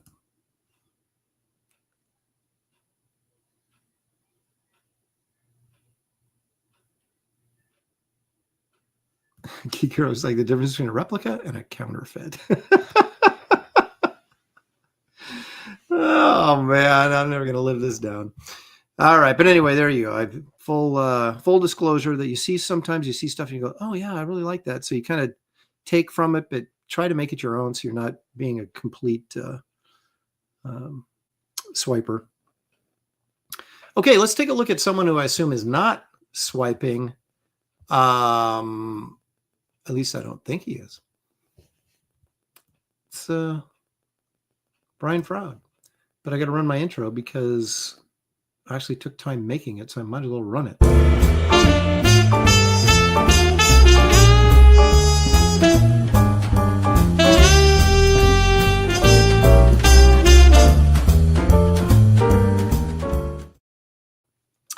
All righty. So let's take a look at the work of Brian Froud, if you don't mind. Yeah, let's see here. We'll start with the dark crystal, because who doesn't love the dark crystal except my wife? Can't stand it. Okay. So I'm pretty sure this is watercolors. It'd have to be really thin oil paints, but I'm pretty sure it's watercolor. Most of his work is, pencil and watercolor, ink and watercolor. Nice little drawing here. He did a lot of really cool design work for this movie. Let's learn a little bit about Brian. He was born in 1947 in Winchester, England. How about that? As an only child, he grew up in rural Hampshire. I'm sure we all know where that is. Before moving to Kent. Very important information. In 1967, he enrolled as a painter at the Maidstone College of Art, where he graduated with his class with a first-class honors diploma in graphic design in 1971. So basically, he's a hippie coming out of the 60s.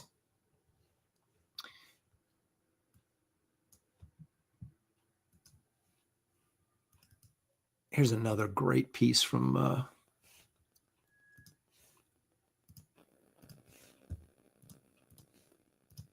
Dark Crystal. The only thing cooler than the designs were the actual puppets they made, in my opinion. Some people might say that the actual art, the designs were cooler. But after graduating, Froud spent 5 years working as a commercial illustrator in Soho, London, not Soho, New York, before moving to Chagford, Devon in 1975. All these weird British towns. Between 1972 and 76, he illustrated 4 books by children's author Margaret May, and Are All the Giants Dead by Mary Norton as well. And in 1976, Froud was featured in Once Upon a Time, Some Contemporary Illustrators of Fantasy, a survey of modern British illustrators. In 77, an anthology of his artwork, The Land of Froud, was published. Now, in collaboration with his friend and fellow artist Alan Lee, who did all the design work on the Lord of the Rings movies, Froud created the 1978 book Fairies, which we've probably all seen, an illustrated compendium of fairy folklore. The fairies reached number 4 on the New York Times bestsellers list, and by 2003 had sold over 5 million copies, ladies and gentlemen. 5 million copies. That's a lot of books. But let's take a look at more of his incredible Dark Crystal work. Certainly looks like colored pencil and watercolor. It's just got to be. It's just got to be. That was that witch thing with the weird eye, and God, that was a cool puppet. I love this movie. It's not a great movie in the sense of, I don't know, the plot and everything. But just the puppetry and all that stuff was so cool. I didn't care what the story was. I just thought the visuals were awesome.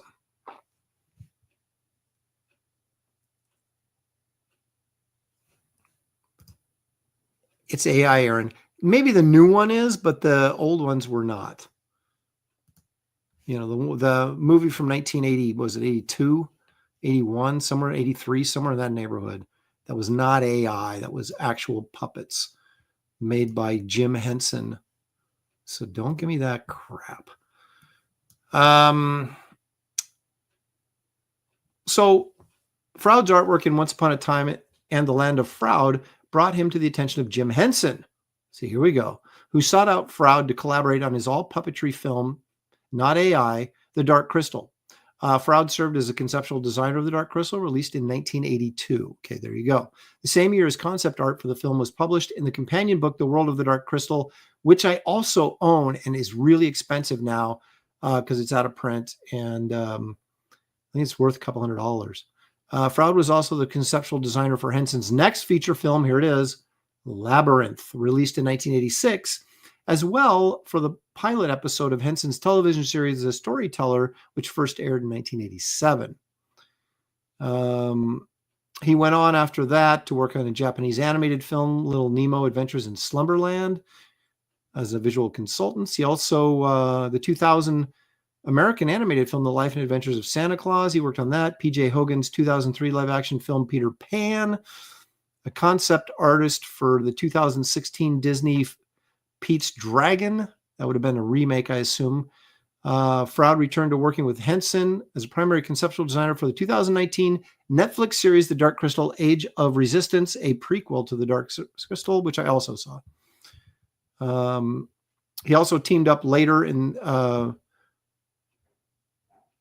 with Terry Jones from Monty Python, and together they produced the Goblins of Labyrinth book, and which I think that was the one that had kind of the witty humor in it, as obviously Terry Jones would provide.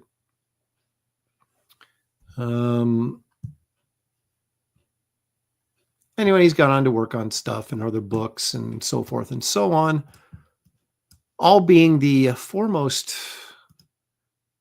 expert on fairy folklore. Look at this design of a Skeksis that he did for Dark Crystal.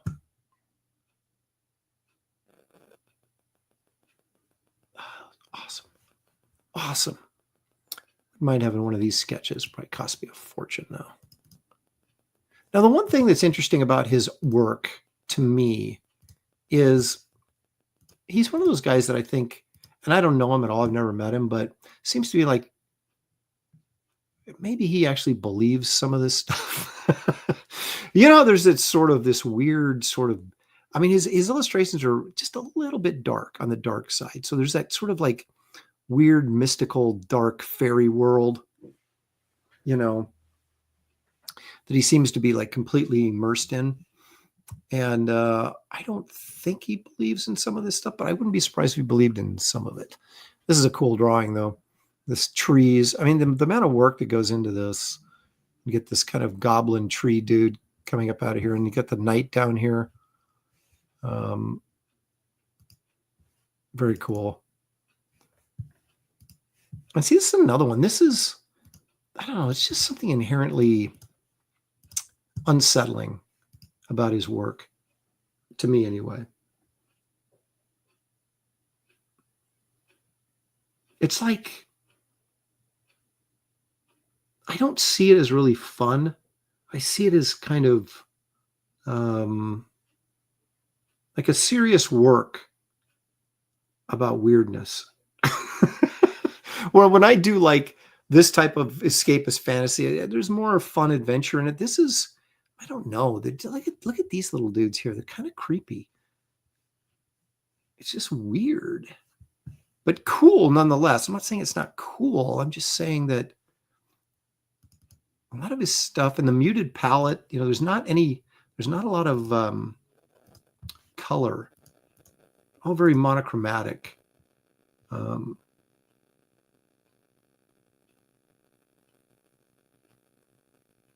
Clever designs, well thought out design work, but creepy or unsettling a little bit.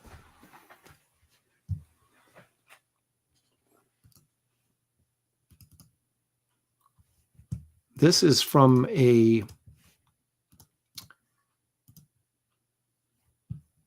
fairy tale. I wonder if that's an old witch, Hansel and Gretel. I'm not sure. Look at that old witch. That's that nose. Her eyes are over here, and it just, if you're a kid, this looks like a fairly normal kid walking through the forest, and you run into this lady, and she's like, "Hey, come back to my house. I've got like a gingerbread house, lots of candy and stuff, lots of sweets. I think you'll really like it." I'm thinking, no, I think I will. I think I'll go this other direction. Is kind of would be my reaction. I can't imagine you thinking, yeah, she seems all right. And then back here, you got these little goblin dudes looking on back here. I mean, the amount of detail in his work is inspiring, and his character design is inspiring too. But unsettling and creepy, I think, is how I might describe it. Now, this is, you could say, this sort of like maybe a precursor to his Dark Crystal stuff. This looks like the old wizard. I can't think what they're called. The Skeksis were the bad bird-like guys, but I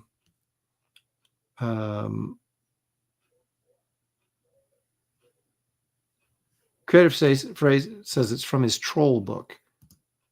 Yeah, I don't know if I have that or not. I have to go look. I've got a couple of his books.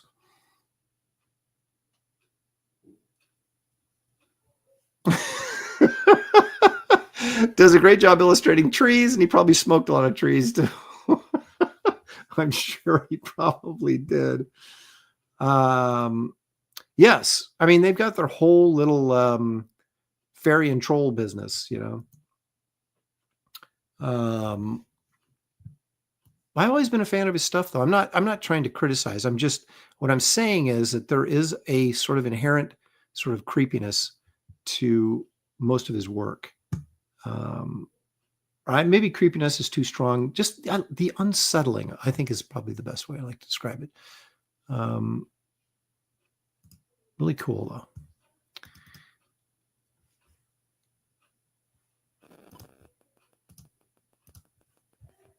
But believe it or not, he's not my favorite like troll and fairy and goblin artist. I do like his stuff. Guy's got a dirty nose. It's a very dirty nose here. But isn't it funny how, and maybe it's because I've seen The Dark Crystal and I've seen Labyrinth and I've seen some of this other stuff. This looks like a Muppet, doesn't it? Doesn't his face look like a Muppet face?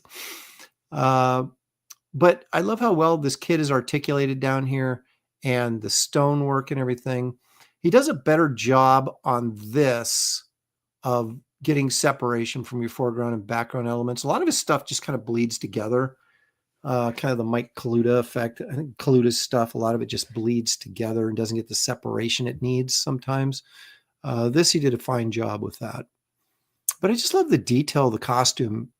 You know, it's like you have to have a certain mind to, I mean, I don't know what you could possibly use for reference. You just you're thinking this stuff up. Like he's got like a string tied around his bicep here. He's got a knife here that's strapped onto his forearm. You know, layers of clothes. And they have this, you get this sense that they are indeed like handmade clothes by this troll guy. So very well thought out and executed. Now this is very, but again, it's lighthearted and yet the colors are so earthy and dark, muted. You know, it's like this is a normal face right here. This girl has a pretty kind of a pointy nose, but pretty normal face. And this is very beautiful through here. This girl kind of normal, but elongated nose, no chin. And this girl's face is squished and this girl's kind of creepy looking. And so there's these weird elements of beauty and creepiness, this combination of,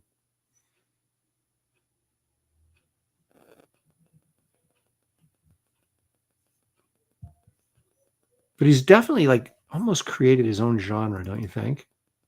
And of course, this is the design work for the Skeksis Castle. That's a really cool piece. I mean, I don't even know how I don't even know where to begin to conceptualize something like that. You have to think so far outside the box to come up with a design like that. And it's so cool. And it's just something I don't know that I could do. I mean, I could look at this and then sort of do something like it, but just out of my mind without any sort of, it just wouldn't look anywhere near as cool as this looks.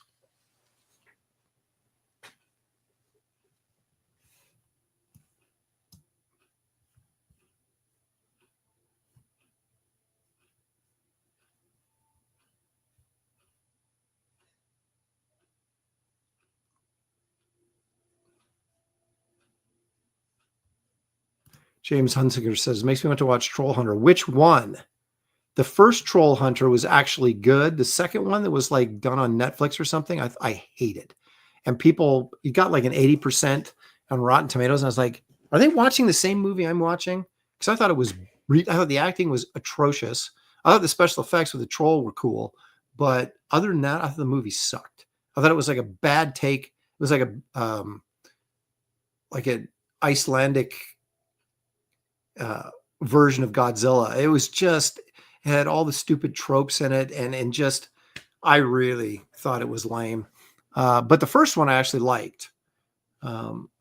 So yeah, Kevin Thomas said, yeah, but again, which one are we talking about? Are we talking the original one or the one they did on Netflix?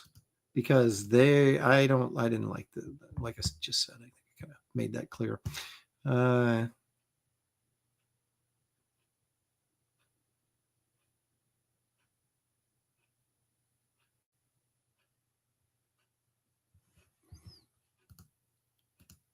anyway, that's Brian Froud doing some very, very interesting stuff. The guy that I like that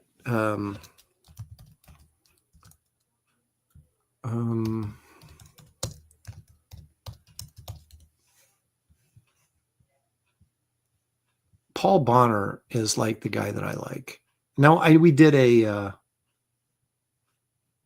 I already covered him. On a previous show. I actually got to meet him. But he's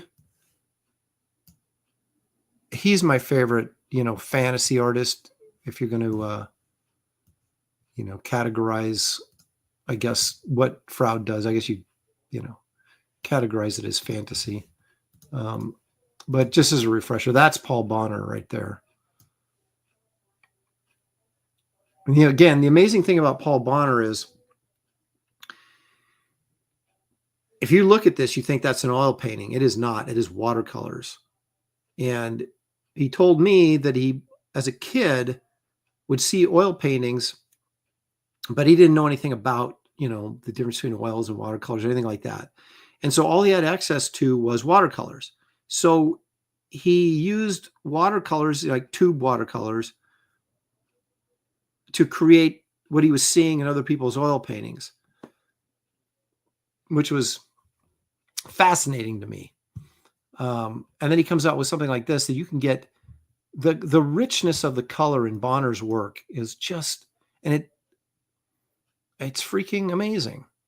Dan Brereton did the same thing. He tried to emulate oil paints with watercolors because he didn't know that, he didn't know the difference when he started, messing around with watercolors.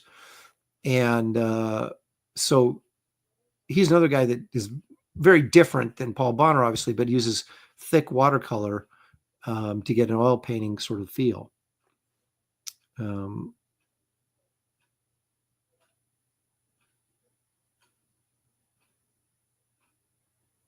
Yeah, you guys know, you gamers know Paul Bonner because he did a ton of work on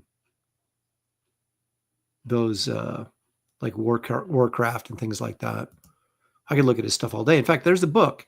He's got a great book on his art on you can find it on Amazon, I'm sure.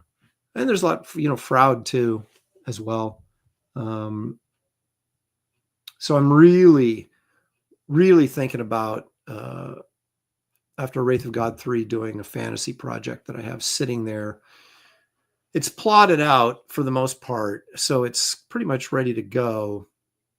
And it's always been some of my fantasy stuff has always been some of my favorite stuff. I love, the barbarian stuff and the Lord of the Rings type stuff. I've always really, really loved that stuff. So I might go in that direction and do a graphic novel with that. Rocky Macabre is like, I love Barrington, but Bonner always just blew me away. Yeah, he's extremely talented, nice guy. He's a, gosh darn it, is he Irish or Scottish? I think he's Irish. I met him at Spectrum. Spectrum, that art book, they're a collection of fantasy art they did every year. There was a show that they did in Kansas City every year. I know they don't do it anymore, but it was basically science fiction art, right? And there was a few comic artists. I went there one year. Me, Terry Dodson, Frank Cho was there. Gary Gianni was there. But then there was just everybody else was like a fantasy artist. And so you had guys like Bonner was there. And I couldn't afford one of his paintings, but because I think his commissions are like between $5,000 and $10,000 if you want to get a commission. Which, like, where can I get $5,000? But I did get some of his pencil drawings for, they're pretty cheap, a couple $100 or whatever. So I have a couple of his pencil drawings, roughs for, that he used for his paintings. But I talked to him quite a bit. He was a really nice guy.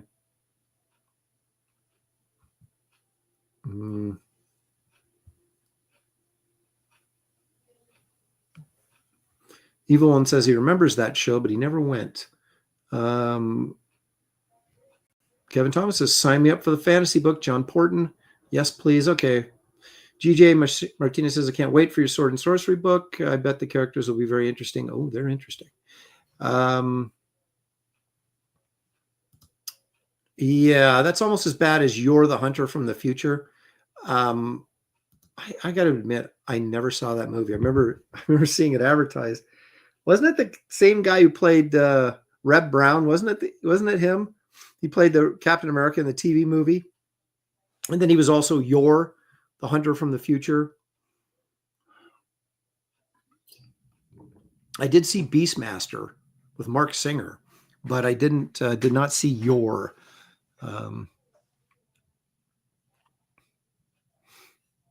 Rocky's saying that Paul Bonner also did some cool ink illustrations in the Joe Deaver game books. Yeah, I'm not a gamer, so I don't really know that stuff. That's why it took me so long to find his stuff. I stumbled on his stuff. I stumbled on his book of his artwork, and I saw the cover, and it was so outstanding. I was like, who is this dude? And then I started investigating him. And love his stuff. Just fell in love with it. Awesome artist. And like I said, it seems like a really nice guy from what I know. All right. Well, you know who's not a nice guy?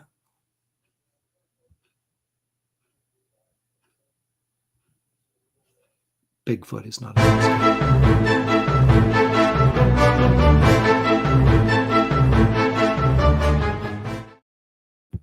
Yes, it's cryptid time, folks. And we've got some surprises for you today. But we also have some of the crap that you're used to seeing. So this video I call Stupid Bigfoot.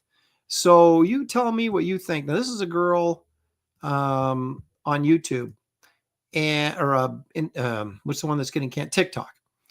And she's allegedly, folks, she's doing a video of her out in the woods or whatever.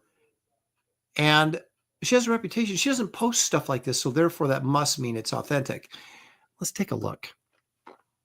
She's saying hi to everybody. What's going on? Keep your eyes back here on this little tree development there.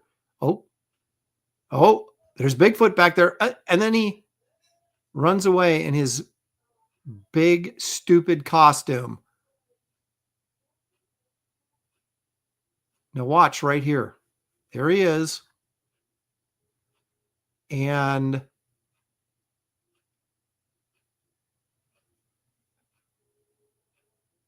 she looks. Now, did you notice that?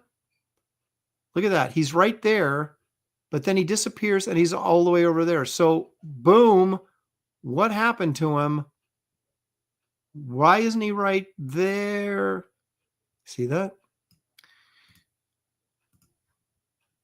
So there he is peeking behind the tree, and he take and then he's that, and then she's like, "Oh my gosh, no!" Okay, so a couple things. She's obviously filming this herself, right? She set up her phone to film this. Why does she look behind her all of a sudden? Does she hear him maybe running in the snow? And then why does he disappear? Is he phasing in and out, or is this bad editing? Let's and he looks like he's about 5'4". So they're saying this is a juvenile Bigfoot because he's not, doesn't look very big. Look at the guy's feet. Tell me that is not a costume. I mean, are you kidding me?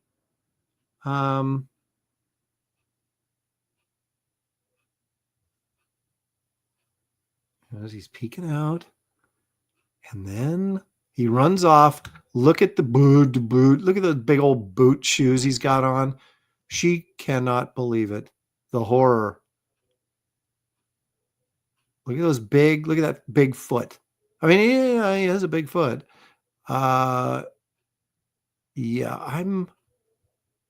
this to me is like Gilligan's Island type material right here.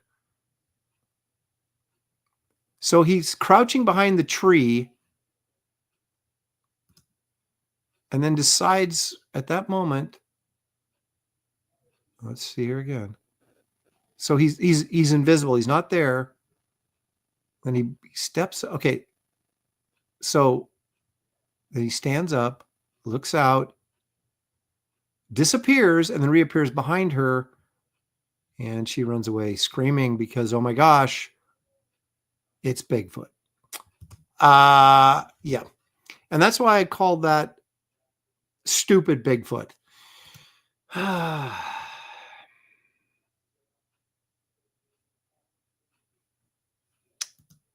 Hot chick in the woods is more rare than a Bigfoot sighting. Good thing the camera was there to capture both, says Kevin. Yes. Jerry's saying, come on, man. You can see the seam of the back of the costume. I know, it's terrible. And what cracks me up is the talking about swiping. The website, the YouTube channels I'm swiping these clips from, of course, they swiped them from these other people. So I guess, are trying to convince me that it's real. Oh, and this would look at, just come on, man. Come on, man. Okay, this one I like to call Shaky Bigfoot, and you'll see why in a minute.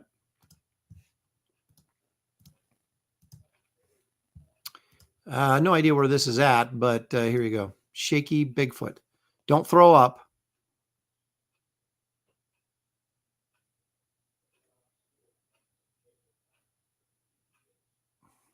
Is this a guy in a hoodie? Hard to tell. Hard to tell. Blurry and shaky. This is the quintessential Bigfoot video right here.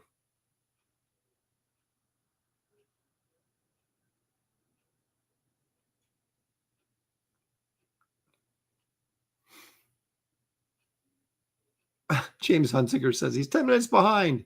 Troll Hunter, I think the original. Yes, the original one. The original. Okay, now hang on a second. So what they're saying is that this Bigfoot video was filmed in California. California that's burning to the ground right now, right? So certainly if there's all this California Bigfoot activity, where are these Bigfoots going during the fire that you would think they'd be running out of the fire into the city, and yet no reported sightings. Interesting. To answer the Troll Hunter question, Troll Hunter, the original movie, they were hunting the multiple trolls, giant trolls. Okay, in the next Netflix one, I'm sure it was Netflix, it was one big troll that woke up, kind of like Godzilla, and was terrorizing a town. And that's the one I thought was lame. Okay. So anyway, he's talking about California being a hotspot, pardon the expression, for Bigfoot sightings. There's one right there with the glowing orange eyes of death. Yeah, so guy in a hoodie, Bigfoot, who's to say? Now, this one I like to call really tall Bigfoot, and you'll see why in a minute. This might be too tall, like Bigfoot on a ladder kind of tall. So we saw one a couple weeks ago where a guy went into in a truck and did a turnaround, and the camera was panning along with the truck as the truck was turning around in this in this circled area. This is very similar to that. You got a guy going in, and we see the camera like swiping along. And why he's filming, I have no idea. But here we go. It actually starts right with the good stuff because I edited out all the bad stuff. There is our Bigfoot right there. Right there he is. See him? Do you see him? Do you see him? So he's at least 15 feet tall, and or maybe he's standing on something. And see, then he's like, his truck is turning around. He's there to pick up some equipment or something. Why his camera's on, I have no idea. But as he's panning around, there he is. There he is. You see him? Do you see him? Looks like some sort of blue guy in a. There's no movement there, so yeah, not overly convinced. Doesn't necessarily look like any other Bigfoot I've seen. So he's like, maybe he's kind of a blue Bigfoot. So you got a nose right here. There's his two eyes. He's got a mustache. That his hair? He's got a beard. Could be a member of Grand Funk Railroad, for all. And what's going on here? So you got this blue stuff here. And then what is that? The brown thing right here. What is going on? I'm not sure what we're seeing here. Is that the golem? Maybe is that what we're seeing?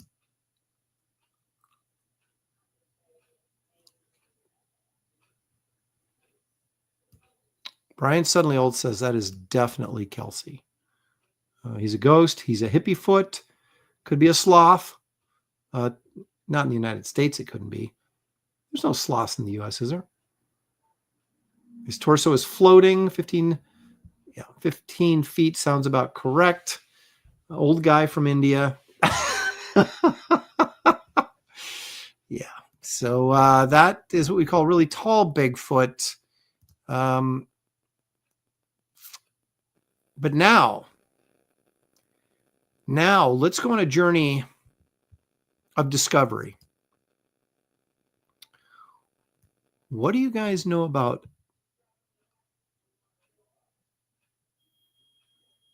melon heads?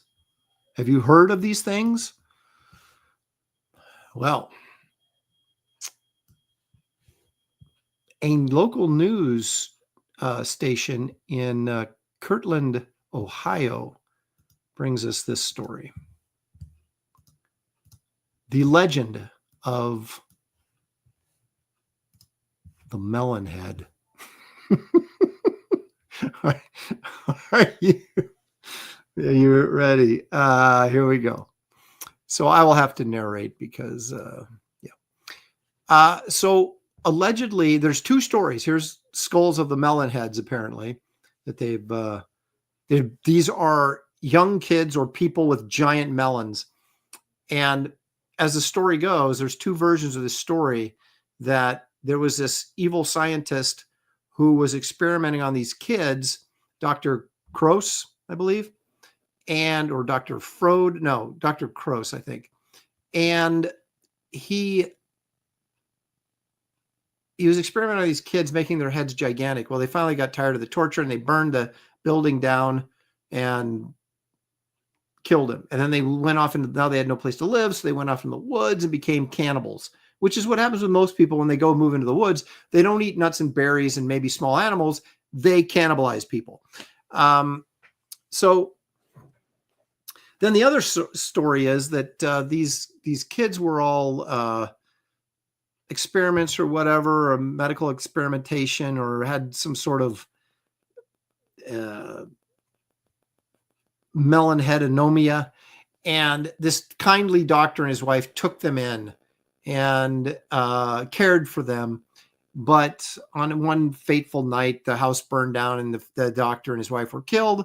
But the melon heads escaped into the wilderness, where, of course, with their continued inbreeding, begot even more melon heads, and then they terrorized people in the woods, because once again they also became cannibals, because that's apparently a default setting for when you have to live in the woods.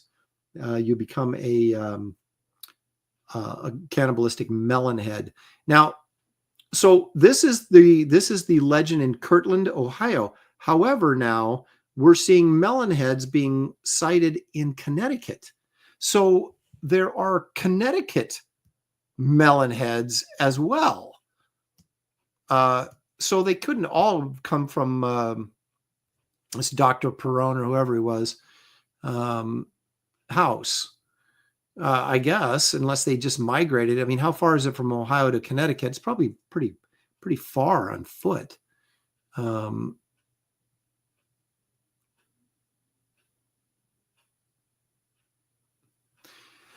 Yeah, so we have the evil government. Well, we can believe that the evil government scientists doing experiments on kids, and gave them all melon heads, and they then basically, through force of circumstances, escaped into the woods, depending on which scenario you want to believe, and became melon head cannibals.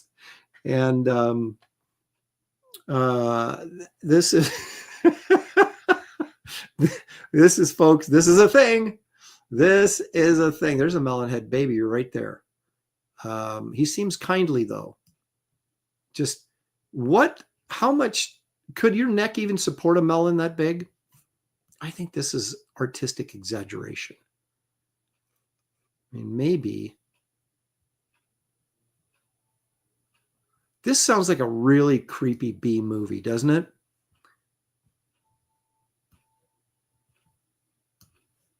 The watermelon, lemon heads are pretty good. Paul Taylor says birth defects, of course, but then they were released into the wild, because that's what you do when you have a child with a birth defect. You throw them out in the woods, and then they mate with the other kids with birth defects, and then become melon heads. You have a whole colony of melon head cannibals. Randy Howell says the Connecticut melon heads move in a higher social circle.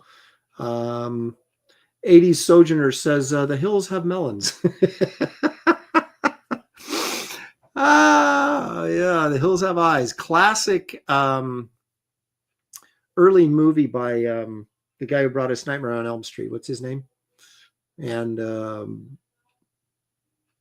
Scream too. What was his name? That was his movie. The Hills Have Eyes.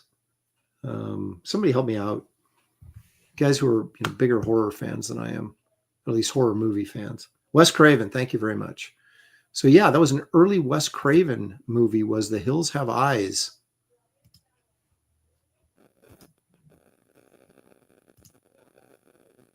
I don't know. Do I really want to save the Melonhead movie?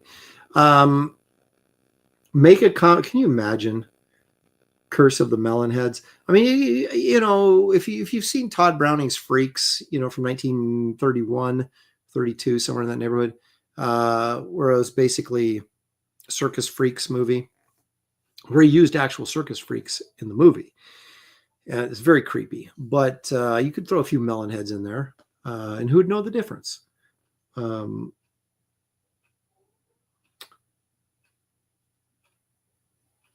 Oh, see now, Catalyst. See, this is what happens.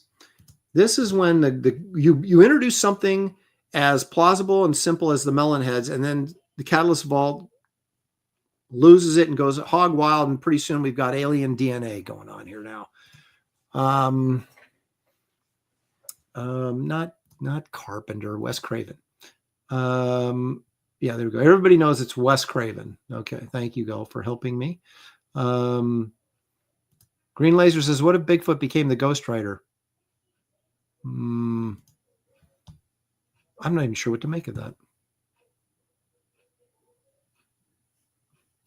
Postmaster Dan says, hydrocephalus. Cephalus? Hydrocephalus. Is that like the condition when you have a melon head?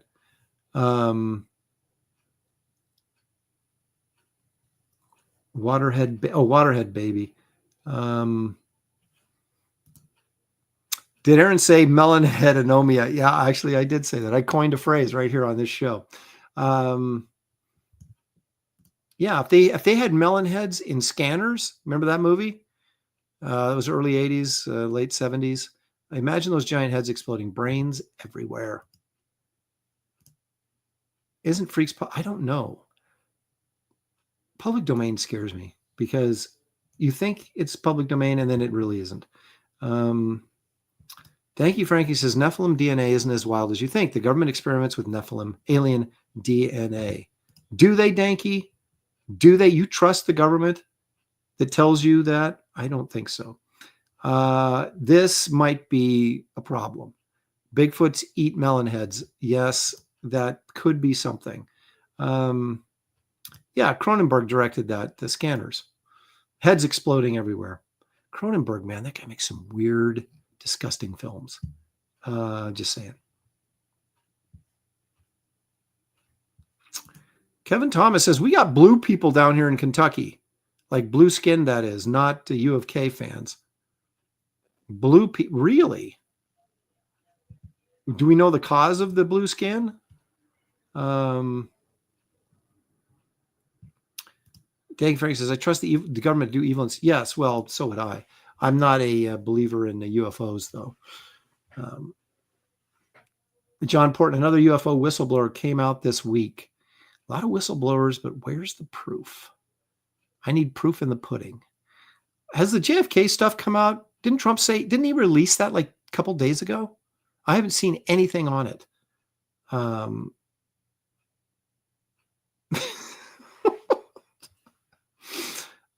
Taylor says he was born blue, lack of oxygen. But you don't stay blue, though, do you, Paul? No. What Kevin apparently is intimating is that these people stay blue. Angela's bleeds blue because she was born in Kentucky. Jerry, see, you guys know everything. Jerry Rasco says silver nitrate poisoning can turn your skin blue. So could that be like too much moonshining? Is there like silver nitrate getting into moonshine? Is that why Kentucky has blue people? Paul says, no, I turned back to normal once they unwrapped the cord from around my neck. That'll help. Oh, here we go. Allegedly, says Kevin, it was due to inbreeding. It's local folklore. We ain't all sister kissers. So what you're saying is it's folklore. It's not, there's not actually, you haven't seen any of these blue people. You're just saying they allegedly exist. Okay. What if the blue people teamed up with the melon heads? What possibly could happen there? Crazy.